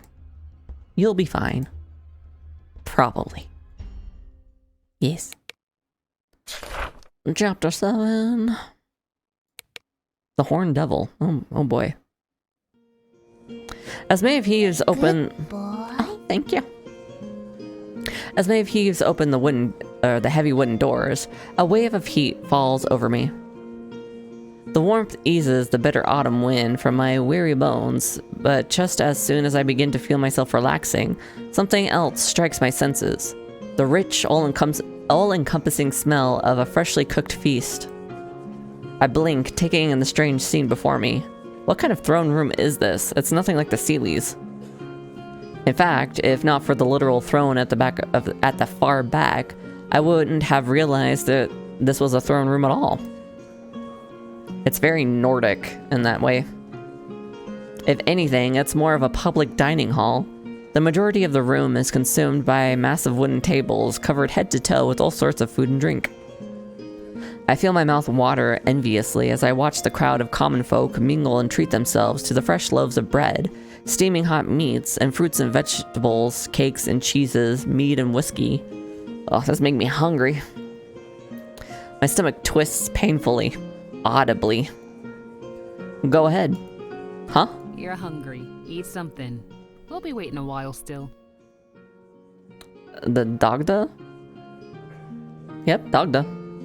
The old father god of the Tuatha, associated with fertility, masculinity, and druidry. He is lover of the Morrigan. No, that's alright, I'm fine. Of course, that was just about the biggest, fattest lie I've ever spoken in all my life, but I just couldn't. Even now, I had to hold out hope. Suit yourself. With that, Maeve steers us away from the tables and off to the side, right around the center of the room. The silence is awkward, so I break it. So, we're waiting on the king, right? Maeve gives me a quick glance, then nods her head. It isn't every day a Unseelie spy of such a standing gets caught crossing the border. She's winking at me. What? But you said I'm not... Ugh, I even like her laugh. Oh my god. You can relax, I'm only joking. Kinda. You did illegally cross into Unseelie territory, and ordinarily the punishment for doing so is, well, not good. But so far you've shown me a fair quality of character, so I'm going to vouch for you.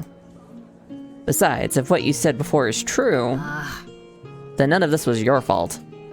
Still, we have to verify the validity of your story, and ultimately the king has final say on what's to be done with you. That could be trouble. I don't know anything about this king, and by the way she talks of it, my life may depend on his temperament.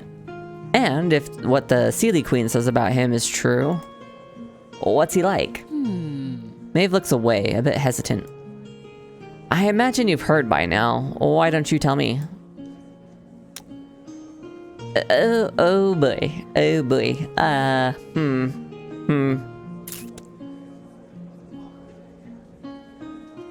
Oh, do I be honest? I think she likes honesty. Okay. Well, I've heard a few things. But Aoife... Aoife? You're on the first name basis with the Unseelie Queen? Oh. I am not smart. I am not smart. It's true. Well, I suppose, but, well, this complicates matters. No, it doesn't. I barely know her, honest. She just told me to call her that, in a general, sort of flirty way. I see. The Unseelie Queen flirted with you? I'm digging myself into a deeper hole here. No, she's just like that with everyone. What else was I supposed to do? Refuse? Right. Well, all of that notwithstanding, then, I wouldn't go trusting what the Unseelie Queen says either which way. And I don't say that because she's my enemy. Do you know her? No. But I know she has no legitimate claim to the throne. I squint, confused. What do you mean? Why? King Henri? Henri. King Henri, who we fought against in the War of the Courts, died without any heirs, and his wife abdicated soon after. No one knows why. Same day, this Aoife person appears, claiming that the broken remains of... I don't even know. Leah Fall, Stone of Destiny, in the other world, it heralded the coming of the new High King with a mighty cry. Leah Fall cried out to her. Even more baffling, the Seelie court just seemed to run with it and made her the queen. Leah Fall hasn't heralded the High King for thousands of years, not since Inishfall. I'm sure there's more to it, things that I don't know, but even if Leah Fall did roar for her, well, I have a hard time believing that old, Tiarni? Tierna, okay. The old Tierna on the Seelie side just shrugged their shoulders and deferred to the opinion of a stone, instead of making a case for their own right to rule. For them to all fall in line with any sort of fuss. Just be on your guard, King Flannan, yep. Makaloo. King Flannan is many things, but he's honest. Even if you don't like him, you can trust that he believes the things he says, and won't try to deceive you. She said he's like his father. Interesting. Is he? And is that a good thing? He's... Maury? Maury gone. Oh, Maury, are you giving my friend over here a hard time?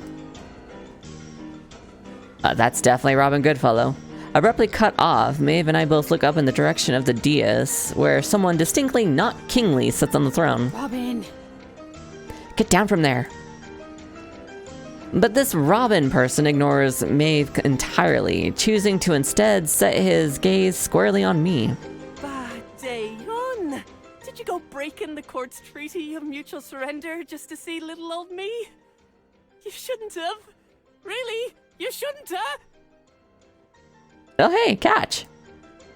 Robin practically jolts out of the throne, reeling back their arm and giving it a good swing forward. Before I quite realize it, a vague, brownish-looking blob is hurtling its way across the room right towards my face.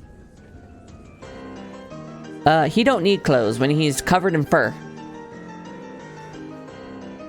You know, it's furry rules. All I can do is flinch and fling my arms up over my head, but the collision never comes. When I dare to open my eyes again, I see Maeve glowering furiously at Robin, her hand outstretched in front of me and clenching onto my saddlebag. The answer is no. Ace does not have clothes. Again, Robin Goodfellow is a satyr, and satyrs are covered in fur. They don't need them clothes.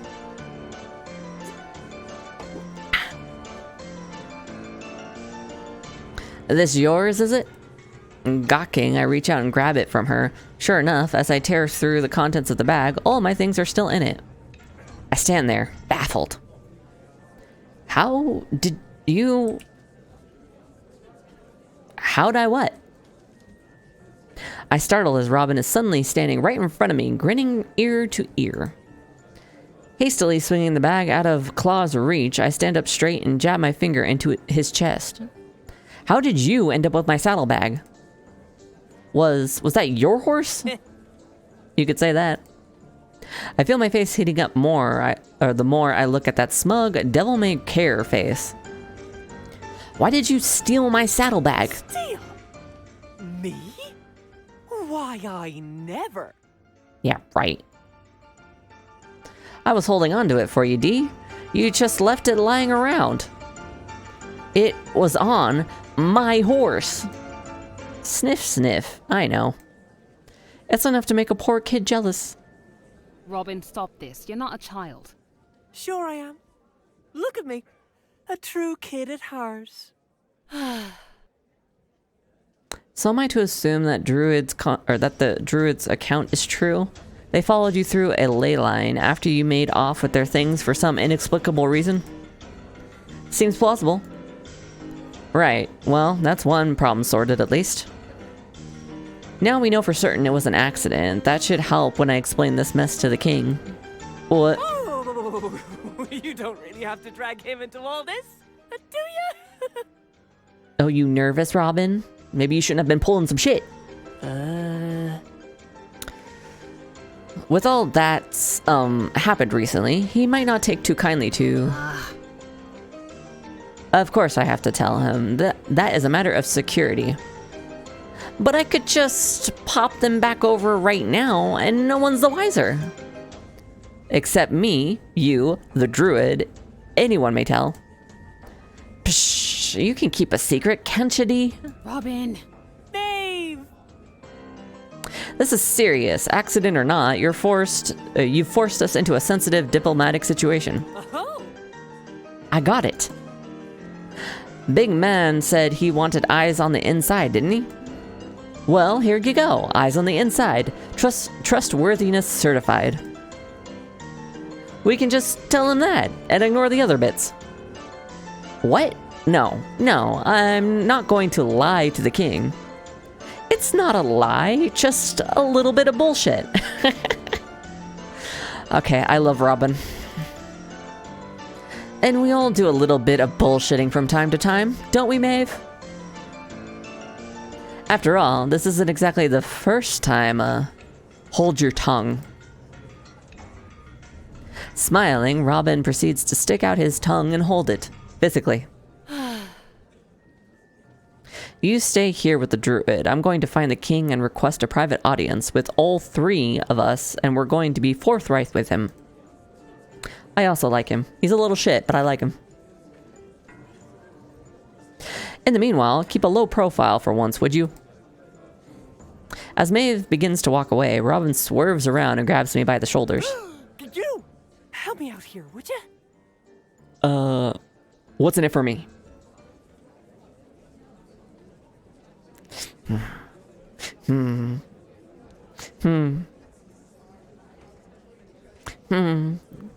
Well, he's a little stinker. I'm a little stinker. Okay, sure. I don't really have a good feeling about this, but I'm not overly keen on being subject to the whims of yet another monarch. If this is the only way, then... okay? Great, I knew I could count on you, buddy. Now eat this. Robin lets go of my shoulders, only to then immediately grab my hand, turn it over palm side up, and drop an overripe blackberry into it.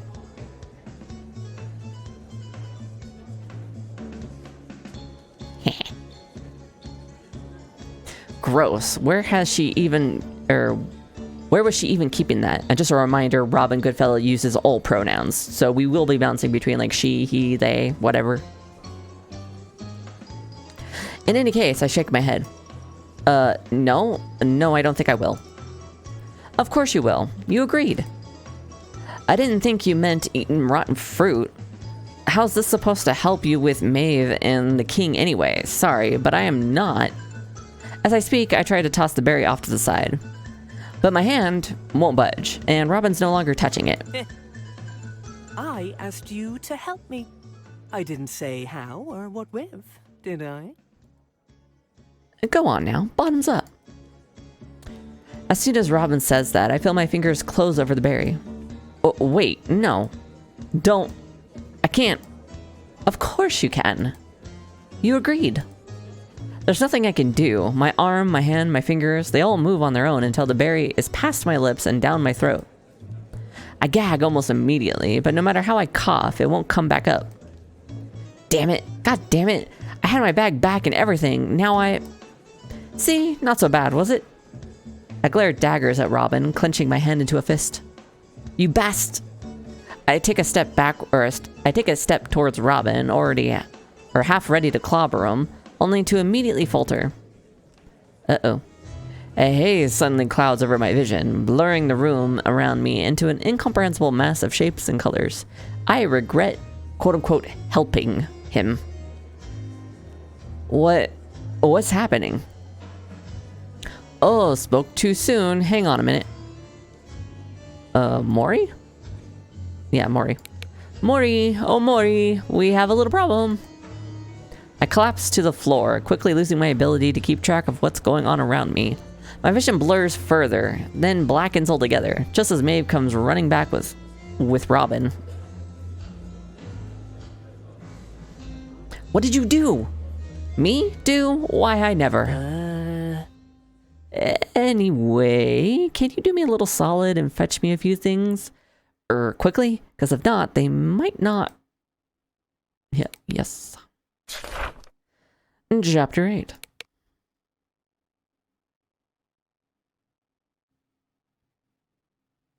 Am I in a dungeon? This looks very dungeon-like. My eyes flutter open as I slowly regain consciousness, finally feeling the dense fog pass from my head. Ugh. What? Where? My movements and thoughts are sluggish and slow as I look around. It takes me a moment, but eventually I realize I'm not in the lively throne room anymore. It's dark here. Dank. Oh, hey, you're finally awake. And filled with rubbish. You? I try to heave myself up as I spot Robin peek around, quite literally, a pile of rubbish. But the act gives me vertigo and sends me toppling back onto... Huh? Some kind of nest? Oh, easy now. I mean, you're fine. You'll just be a bit dizzy for an hour or two.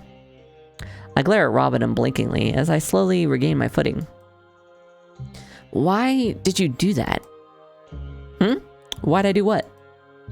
Scowling, I push aside my fatigue and reservations and wobble over to Robin, getting right up in his face. This only seems to amuse him. Why on God's green earth? Not technically. Did you decide to knock me out and drag me down into... I look around, gesturing wildly. Some godforsaken sewer?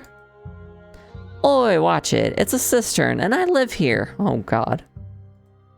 So rude, and to think I even let you sleep in my bed.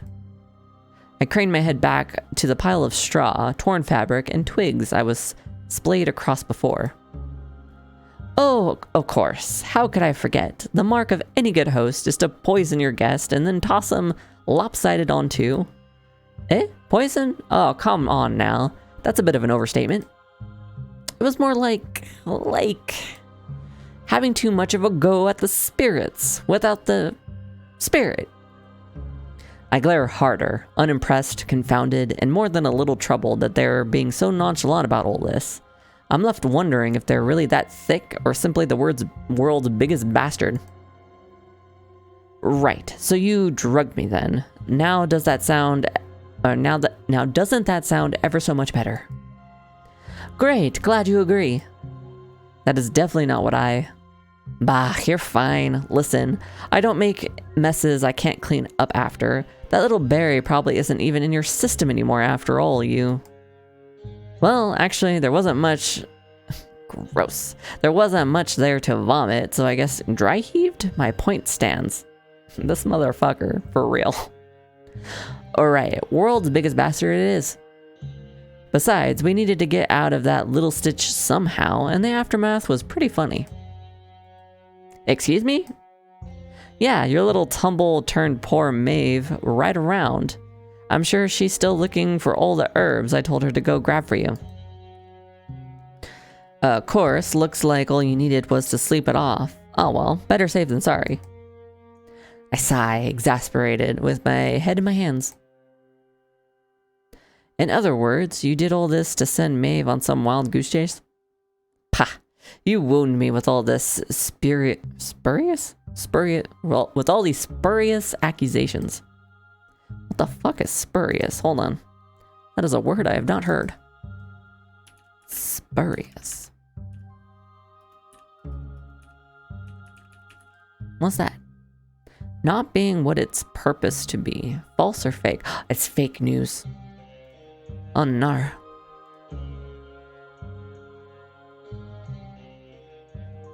Okay. But it will give us a chance to speak with the king privately and fill him in on our plans. I squint. Plans? Yeah, remember. To get you an audience with old Flan. You know, you told me you wanted to switch sides after all. Isn't that right, buddy, pal, friendo? Daoine. Friendo. And you know the name. Okay, okay. So, my other self really was trying to turncoat. Okay, okay. A silence lingers over Robin and I as I think about what she just said, or more pointedly, how she said it. Does she know? I'm gonna confront you. I hold Robin's eye, but my decision to do so only grows more unsettling with time. She doesn't have the eyes of a person, so to speak, but of a thing, a creature. They glint in the low candlelight staring back at me, not threatening like a predator, but intently. I swallow. They already have me stuck here. There's no point being evasive. Just maybe a little coy.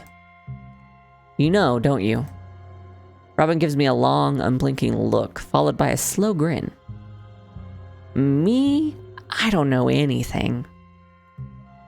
Well, maybe I know some things. Water is wet. The sky is sometimes blue. And you, Daoine, are in a very, very precarious predicament. But don't worry, you got a good fellow in your corner. Me, Robin Goodfellow. Neither good nor a fellow. And if you don't trust me on that, good. You're learning. Keep it up. But seriously, a props of nothing. We're both in hot water here, so it's probably for the best that we have each other's backs, I'll have your back. Roughly. That's a sarcastic little brat. Yes, yes. I'm starting to see Ace in Robin Goodfellow. Since we were calling Ace a brat earlier. Ace, it's you! It's your fursona! I pause for a moment, contemplating. But, literally. From what you're saying, I'd have to, change courts. Oh, well, yeah. That's kind of a given now, unless you no longer fancy having a head. Not that I can judge. I switch mine out from time to time, too.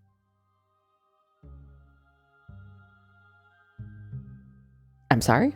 Excuse me? Sir? Ma'am? Them? Hello? You switch out your head? Are you one of those fucking bird puppets from the Labyrinth that scared me when I was a child? Honestly, though, it's nothing personal, kid. This lot had a war not too long ago, so they're all pretty antsy about the comings and goings between the courts. Everything's got to be above board, or else very, very secret. And unfortunately for you, you stick out like a sore tongue. Sorry. I bite my lip. I'm not certain how to phrase this without being too revealing, but regardless of what I say, then there's something I still need to do back on the other side. Oh, well, that's easy enough to deal with. I have a quick little trick that helps me get around these parts without getting noticed, usually. So how about after all this is settled, I just pop you back over for a bit? In fact, why don't we shake on it? You follow my lead, I'll make sure we can take care of your business on the Unseelie side. So what do you say? Is it a deal? Oh, Lord, we've already eaten something given to us by Robin Goodfellow, and now he's asking for a deal. Okay. Last I checked, it's bad to make deals or contracts with the Fae and eat Fae food. We're going to be 2 for 1 here with Robin Goodfellow. With an ever so slight bow, Robin extends their clawed hand out to me once again. Oh boy. Well, we already ate something.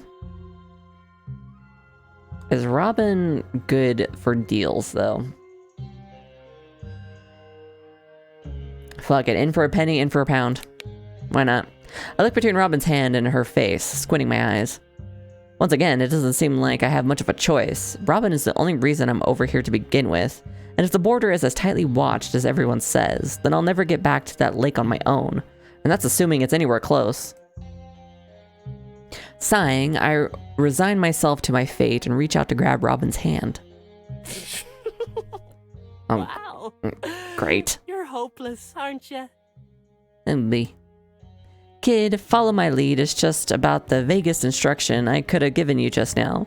Under those parameters, you'd be my little puppet till the end of time. Or yours. Uh-oh. Do I really have to put the word assholes into Automod to allow it? Seriously? Jesus. Assholes are always the best for a deal. Well, after what Robin just said, I'm like, eh. Of course, while that would be terribly fun for me, it's a little too mean to be worth it. I pull my hand back quick as anything, flushing bright red. What? What do you mean? It's just a little word of warning. Around these parts, it's best to watch out what you agree to do.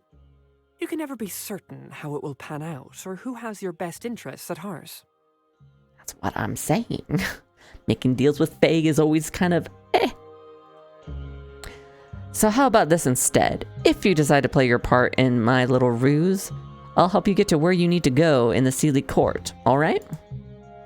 I sigh, looking Robin over more than a little suspiciously. Between the horns, the cloven feet, and the silver-tongued words, you're a sly little devil, aren't you? Haven't heard that one in a while. How, nostalgic. Well, suppose we ought to mosey along now. 'Twas nice to have a visitor, but the king awaits. With that, Robin claps their hands together and bounds towards me, wrapping an arm around mine. Wait, where are we? Uh-oh. Before I can finish my question, I watch with amazement as Robin reaches out and seemingly claws at the air, breaking it apart at the seams until all that's left is a bright, white, undulating light. Hold on tight now.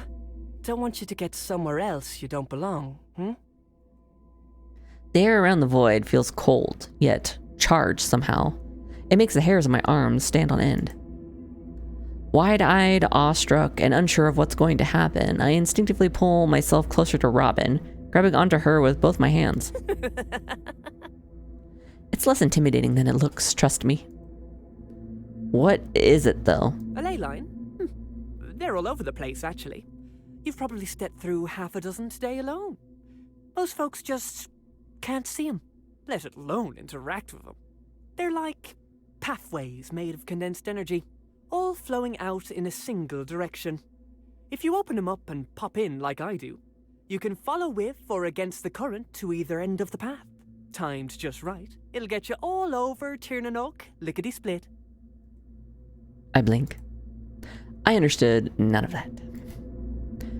So, where do they come from exactly? Oh, well... don't know, really. All of them seem to lead back to the great big pit by the Unseelie castle, or the Unseelie's castle. You know, the one with the waterfall. No one's, gone down there, though. Not unless they're in a funeral boat, I mean. Because the pit just keeps on going.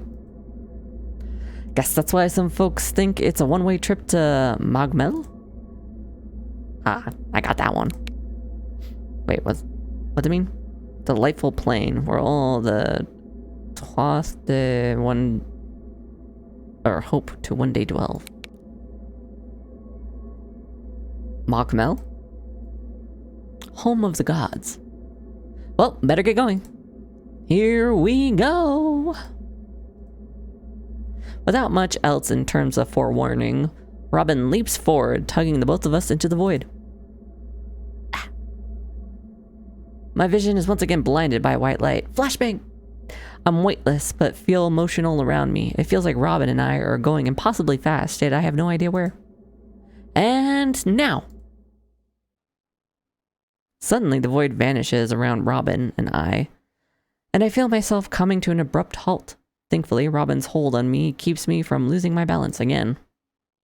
As I reorient myself, I see we've returned to the throne room, but now the only people in it are me, Robin, and my cat, apparently. What? Shut up. Are you done? Apparently not. Quiet. Okay, now you're done? Alright. Jesus. There we are. Nice and easy, just like I said. Now on to find the... Oh. There you are. I see the druid's alive and well. Ha! Maeve, you're back already. Great, that's just perfect because... Right, Daoine. They still need the herbs. Why? They look fine to me. They're just putting on a brave face. Robin proceeds to not so discreetly elbow me in the ribs. Ouch, why is it... See, they're in agony, even from the lightest of touches. Every step is like walking on glass. This bitch. So, while you help them, I'll go get the king and... No need. She already did. Hello, sir. All of us turn around, at once drawn to the booming voice at the end of the hall. Seated there on the throne atop of the dais is a man with long red hair and a steely gaze, half obscured by an eye patch. The king of the Unseelie court. Though he sits, the king is an imposing presence, tall, brawny, and authoritative. He gazes out at all of us with intense scrutiny, but I can't help but notice that he seems to linger a little longer on me. My main man, didn't see you there. How was the hunt? So this is the human, the Unseelie court, or the Seelie court druid. Daoine, wasn't it? After ignoring Robin entirely, the king pivots his focus back to me. In turn, so does everyone else in the room. I'm quiet for a moment as I look between Robin and Maeve. Maeve regards me pensively, with a short nod and a slight smile. Robin, a little sheepishly, offers me a wink. I take a deep breath, turning back towards the king with a slight bow and...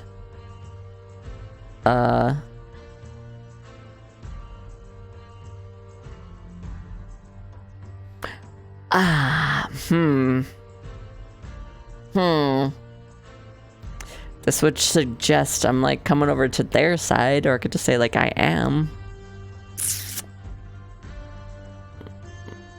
I'm just gonna say not anymore. See where this takes me? Yes, your majesty, but not anymore. Oh? Explain yourself. Oh! Oh, allow me to cut in, you see? Yes, decisions. Ugh. No, you will have the opportunity to explain your hand in this matter later. The druid can speak for themselves. I swallow hard, clutching my hands to stop them from shaking. I no longer want to associate with the Unseelie. And why is that? Truthfully, though I haven't been here long, nor quite know what I think of these Unseelie folk either, I could list a good number of reasons I still wouldn't want anything to do with the Unseelie, or at least the Unseelie court.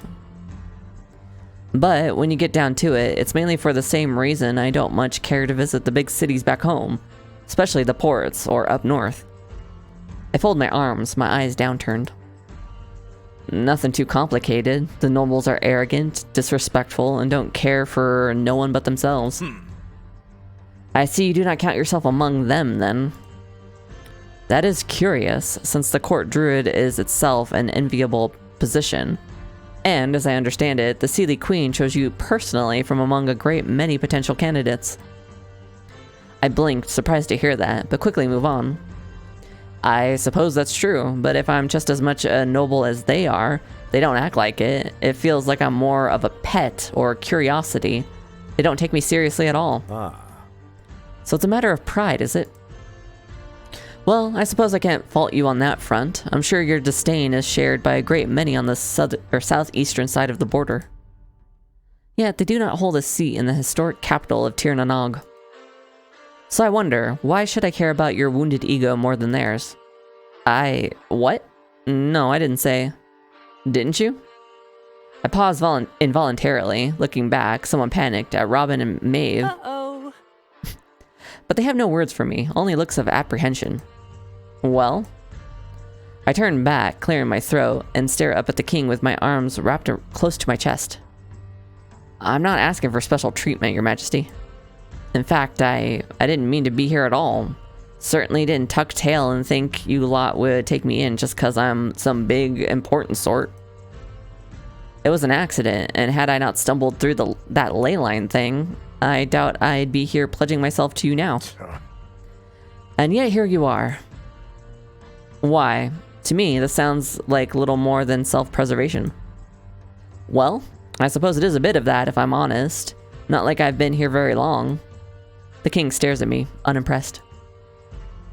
But I will say what I will say is this place has surprised me in a lot of ways.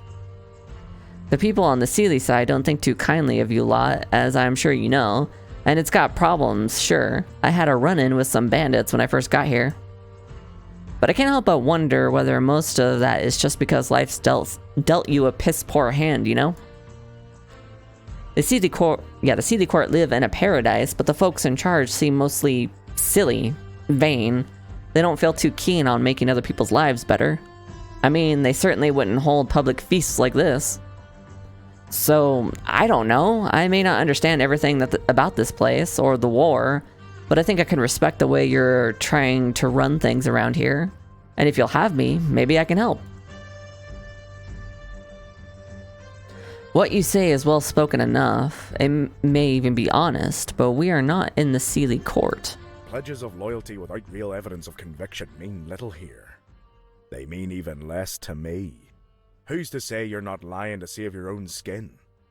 Listen, I don't know shit.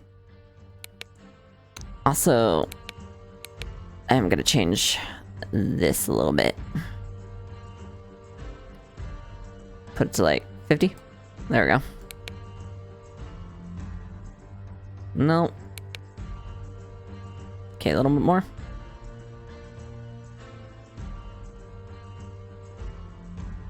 70? Yeah, there we go.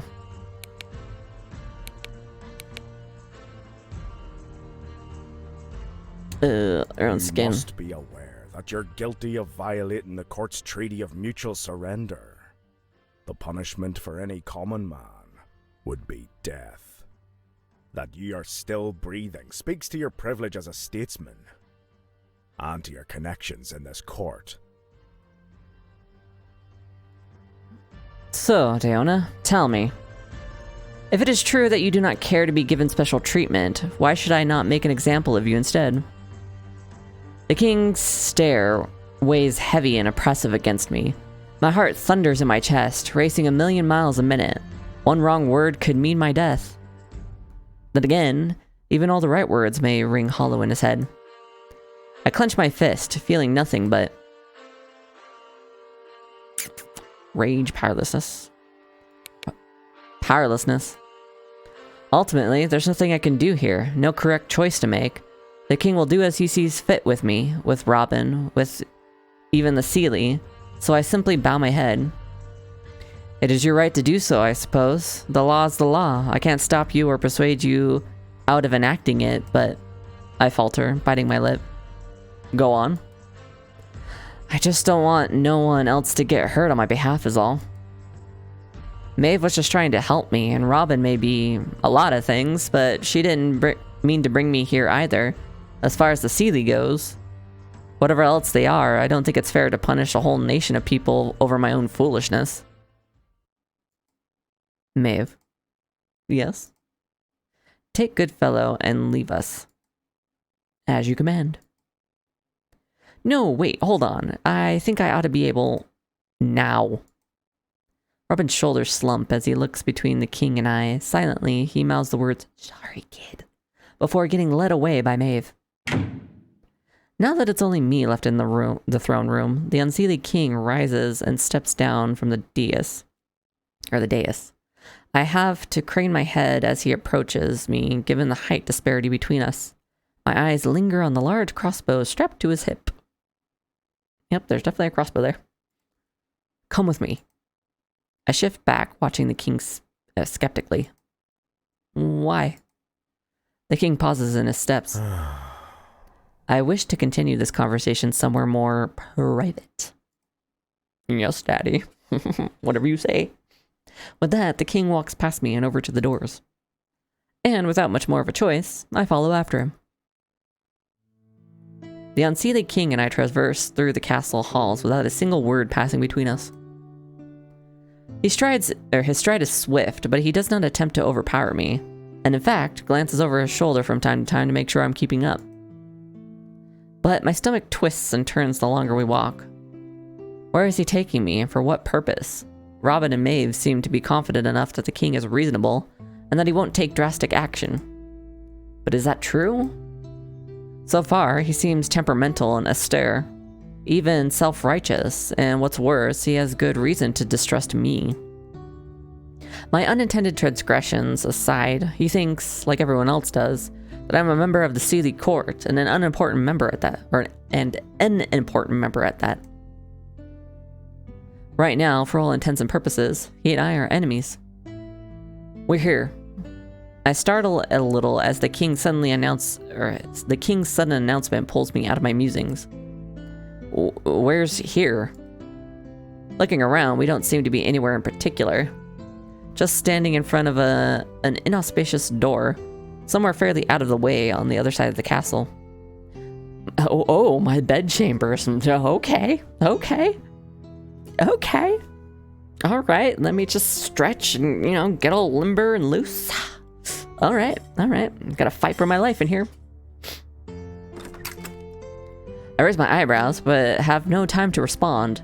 The king immediately turns the door handle, opening it wide, and... Bork! Bark! Bark! Oh, sippy sip, you got it.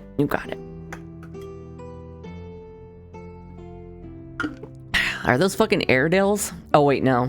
These are probably Irish wolfhounds. Ugh, big stretch. Oh,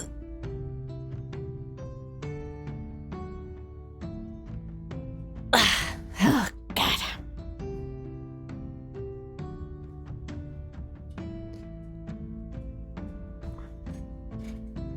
Ugh. Okay. Recalibrate. All right. Okay, if these aren't Irish wolfhounds, I will eat my own shoe. Oof. Unable to stop what's about to happen, I find myself being tackled to the ground by 3 large dogs. These have gotta be Irish wolfhounds. Irish wolfhounds are one of the biggest dog breeds. All bounding out past the king in quick succession. There's nothing I can do but lie there, flat and helpless, as I'm mercilessly stepped on, nuzzled, and licked. Ugh. Oh god. Conry, Connell, Kuan? Queen? Conry, Connell, Kuan. Okay, I had that right. Stop that. Despite the king's commands, there's seemingly no end to the onslaught. I'm surrounded on all sides, and they're much too big for me to shove aside or squirm away from in a hurry. Eventually, the king is forced to come to my direct aid, kneeling down and pushing past the dogs in order to grab hold of my arm and pull me up. Get a hold of yourselves, you know better. No. Sorry about that. They're very excitable. Still regaining my bearings, all I can manage is a breathless nod and a weary smile. Anyway, come in. The king stands aside for me and the dogs, who all run back into the room ahead of he and I. After giving the king a brief glance, I turn my head downward again and follow suit. As I step inside, the first thing I notice is the king's room is remarkably plain. Yeah, that's pretty plain, yeah. I'm not buying that he's anything like his tyrant of a father. If his father even was a tyrant, who knows? Or at the very least, unkingly. It's not terribly big or fancy. There's some shelves, a table, a cluttered rug for the dogs, and some chairs with a footstool by the fire.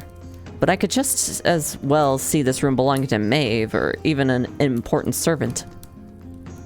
There's no sense of status, nothing beyond sheer utility. Did the king choose this room? It's odd, in hindsight, that it's so down and out of the way. Stranger still, though, it's what's missing from the room entirely. Namely, a bed. Could it be in that other room with a locked door? No, locked is the wrong word for it. Yeah, there's a fucking big ol' bolt in front of it. The door is bolted shut from the outside with no one but... or... outside with not one, but two locks. Oh yeah, one lock, two lock, and the big plank of wood. I find myself staring at it longer than I should. Take a seat. I roll back around to the king's gaze, putting the strange door out of my mind. I get the feeling that the last thing I ought to be asking about at that moment... I get the feeling that it's the last thing I should be asking about at that moment. So I simply follow the king's gesture over to the fireside and sit down. In the meantime, the three dogs all pile onto the rugs down. The three dogs all pile onto the rugs down and around my feet. Okay. All panting and warming themselves by the fire. As for the king, he remains standing, leaning back against the table, where he then removes his eye patch. Hello? Placing it down beside him. Hello? It's very Zuko of you. I didn't expect him to do that, and I'm surprised by what I see. There's a redness around the eye, perhaps a burn mark? But the eye itself has something strange about it too, though I can't quite put my finger on it. Is he blind in it? Think me handsome, do you? Yeah. Yes. Yes? You surprised? I slap a hand immediately over my mouth. Christ, why did I say that? Ah, but he blushing. He blushing. Oh, I like this guy. I like him. Oh, he's even blushing on the chest. Oh my god. Oh my god. Oh, he's got the Irish complexion, which I do too in real life. Jaeger Pilot has big ol' Irish complexion. We blush fucking everywhere. Even when we're just a little bit embarrassed, the flush just, it's just there and in your face. It's awful. But when I see it on other people, I think it's cute.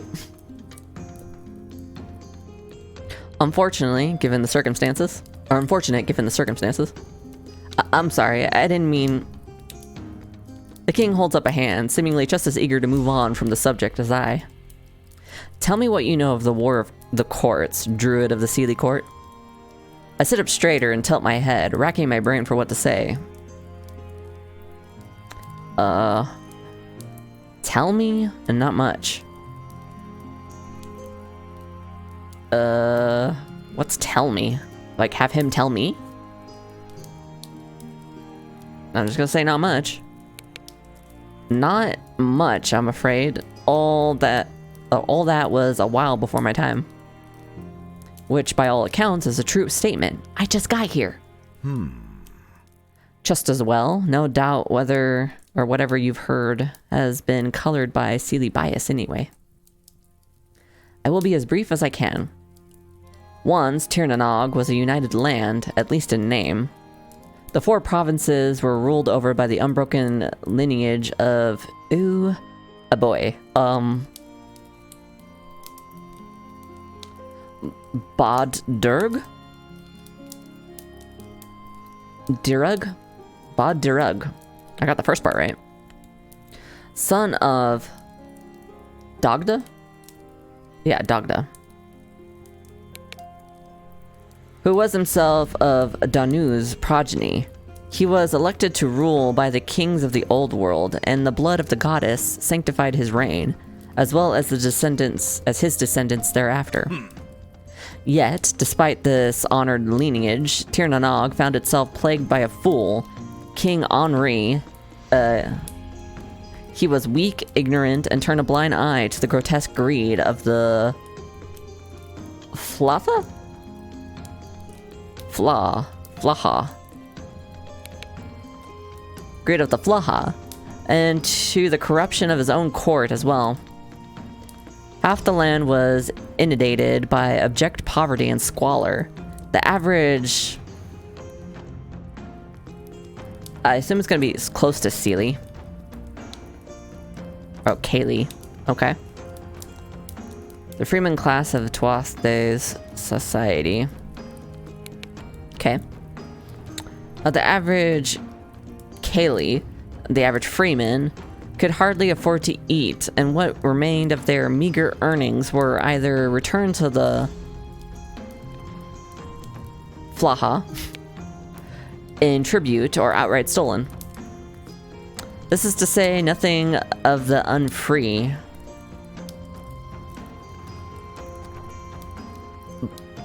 Bathasha? Bohaka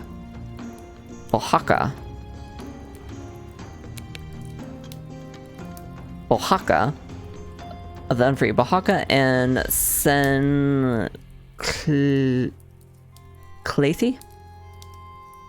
Clayha? Shen Clayha? Shen Clayhi. Of the Shen Clayhi were often no better off than Fury? Fury.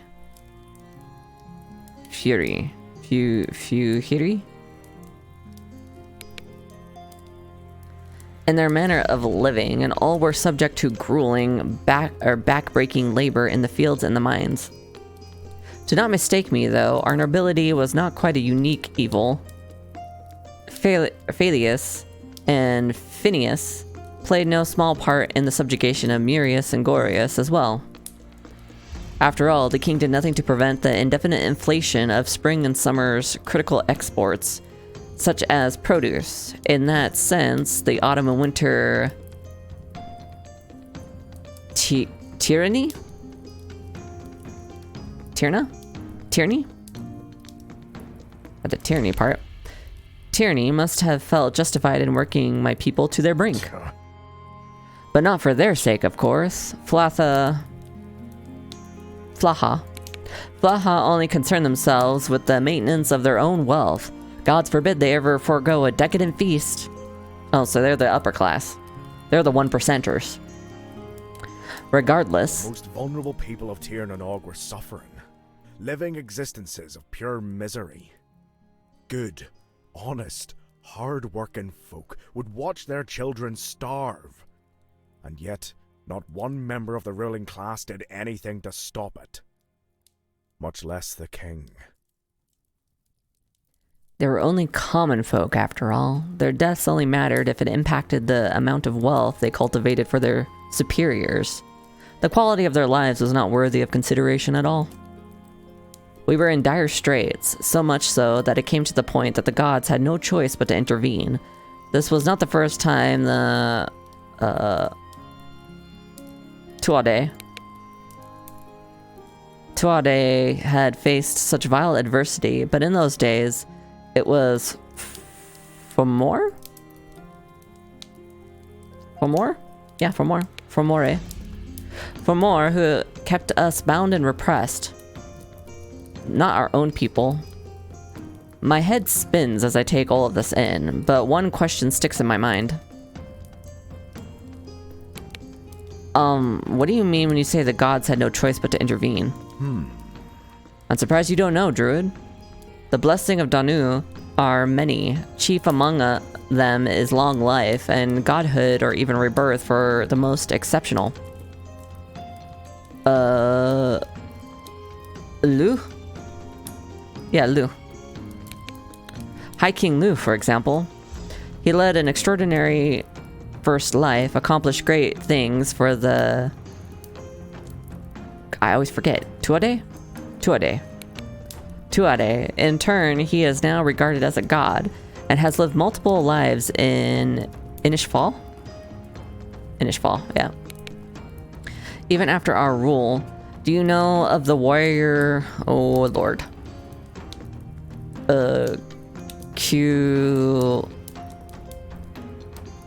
Shulin? Oh, right. Holland. Kuholland. He was said to be an iteration of Lu, as was my father, Lugod. He, along with the druid Finn, were the driving forces behind our rebellion. They embodied the souls of our ancient kings, who likewise fought for the freedom of the Tuatha. The Unseelie can sneer and disbelieve all they want, but our cause is righteous, and my father... The king suddenly turns away from me for a moment, so that I cannot see his face. He was an unparalleled leader, and an inspiration to us all. All that we have today was wrought by his hands. Well, like I said before, maybe that this guy's father wasn't a tyrant. Maybe that's just Unseelie bias, and it's starting to sound like it. Why are you telling me this? What happened in the end? So, what happened then, in the end? The king is silent for a moment, then turns back around to me.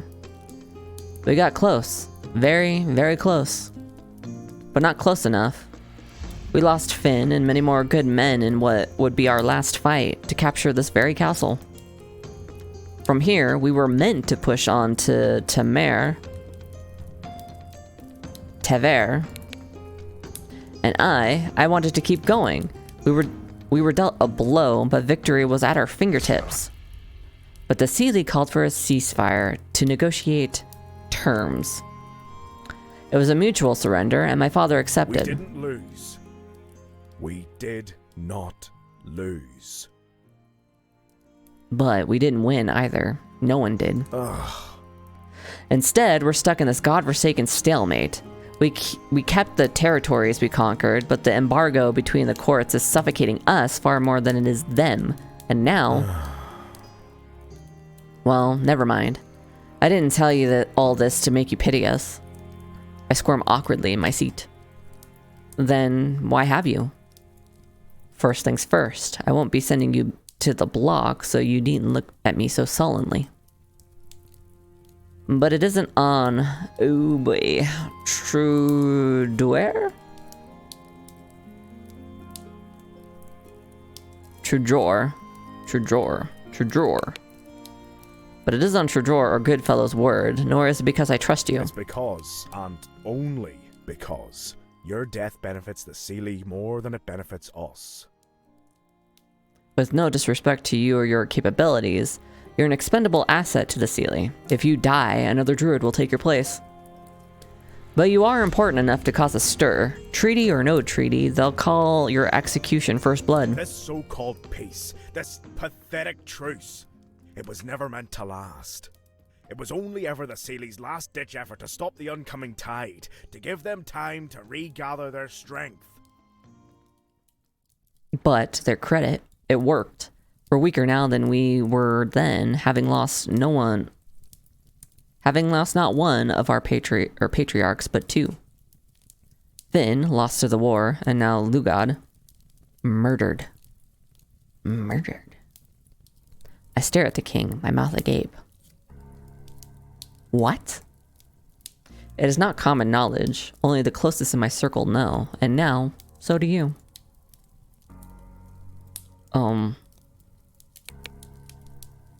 I'm in shock. I can't believe what the king is telling me. I'm so sorry, your majesty. Sorry? Most Unseelie thought of Lugod as a villain, a traitor. Why would you care about his manner of death? Well, I can't know the state of his character either way, but he was still your father, and you his son. Thank you. You're welcome. But I don't tell you this in hopes of reaching a sympathetic ear. I want you to help me find the bastard who'd killed him, and if the Unseelie are to blame. I nearly choke on the air, all manner of color leaving my face. One of the dogs looks up at me, startled by the sound. You what? But Are the court druid to the Seelie Queen? Yes. If this was her plot, or the doing of another member, you are close enough to the beast's beating heart to discover its nature. I'm no fool, though. I don't believe I've swayed your loyalties just by relaying to you this tale. For all I know, the moment I release you, you'll go crawling back to the Queen. I just want to go home, man. I don't want to be in either court. Of course, if you do.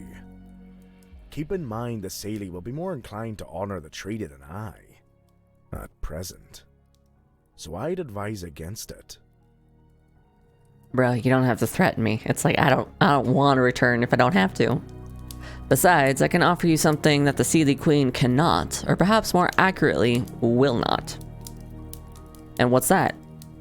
Your freedom. Your freedom to leave. I don't claim to be privy to the ins and outs of magic, or how it works, but I know desperation when I look it in the eye. No Seelie is as skinny as you. You've been starving yourself, trying to open one of the waypoints out of Tir na Nog and into Inishval, haven't you? No, don't even bother responding. I know it's true. I've seen others try it during the height of the war and die in the process. You should know that one druid isn't enough to break through Danu's seal, except for maybe the archdruid, and even then. Your window of time is brief. Maybe you do somehow manage the ritual all by yourself. You'd still have maybe a minute or two before the waypoint closes again. You could die or get lost in the void between. Forever. Isn't it a risk worth taking? Or it isn't a risk worth taking, trust me. Besides, as you know, the Order of the Eternal Flame took no side in the war and agreed to assist both dominions in druidic and godly affairs.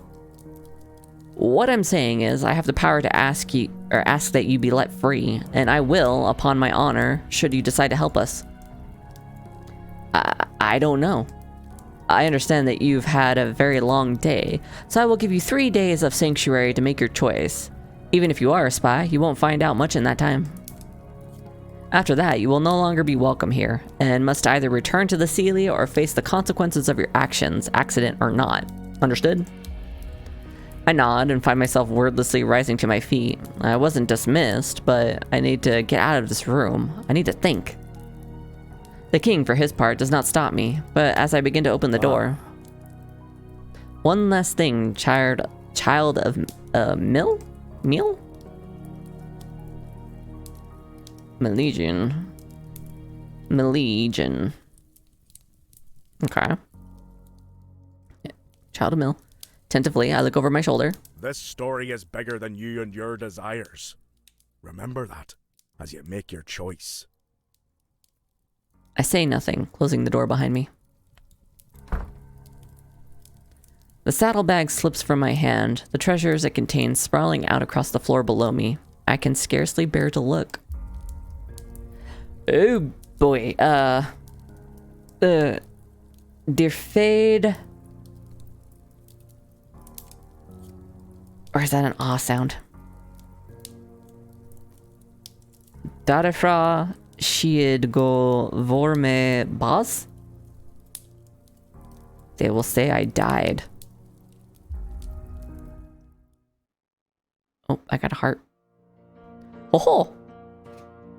And that is the demo. For the good people.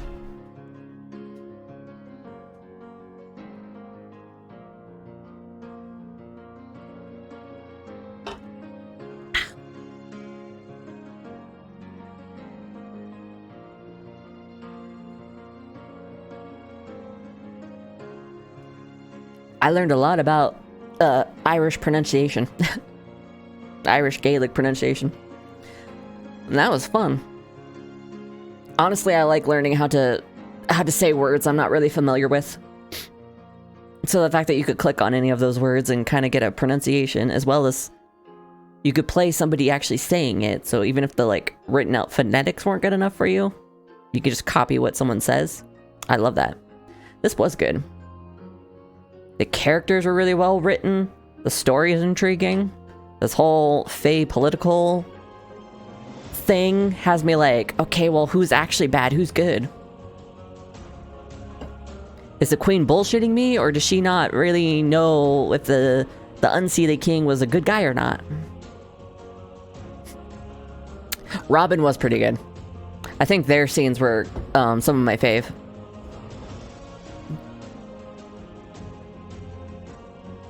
I didn't know how I'd feel about the king coming in, but I like him, especially since I made him blush all the way down to his chest.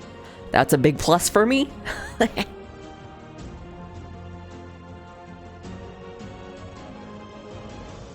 Oh, the words kind of go where I put the cursor. Well, that's interesting. Are they gonna come over here now? Yep, they sure are.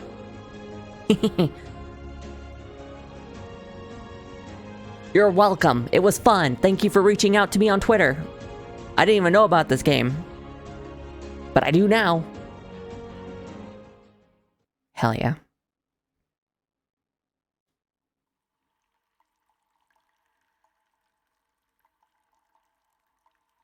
I hear the tinkling of water.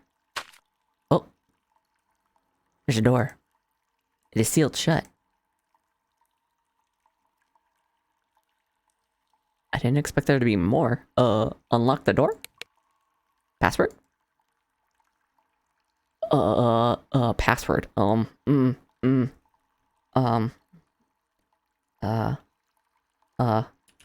Goblin 69. The door does not heed your words. God damn it. How frustrating. You're certain you had the right words written down somewhere. Did you leave it at home? In your pocket? Well, I guess I gotta walk away. I don't have the password.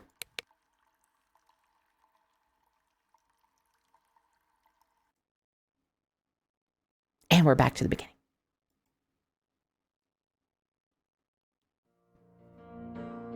Alrighty then. I'm gonna go ahead and close this. Nice little cast here. Actually, before I quit.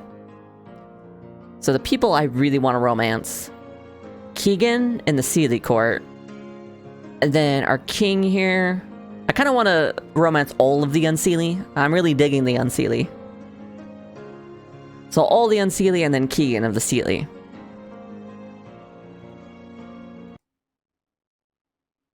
Kind of like the queen too, but I also like Shay. Don't get me wrong. But like, my heart is leaning towards Unseelie or Keagan of the Unseelie. That's where I'm at right now. That's where I'm at right now. Okie dokie. I'll change the category to love and deep space.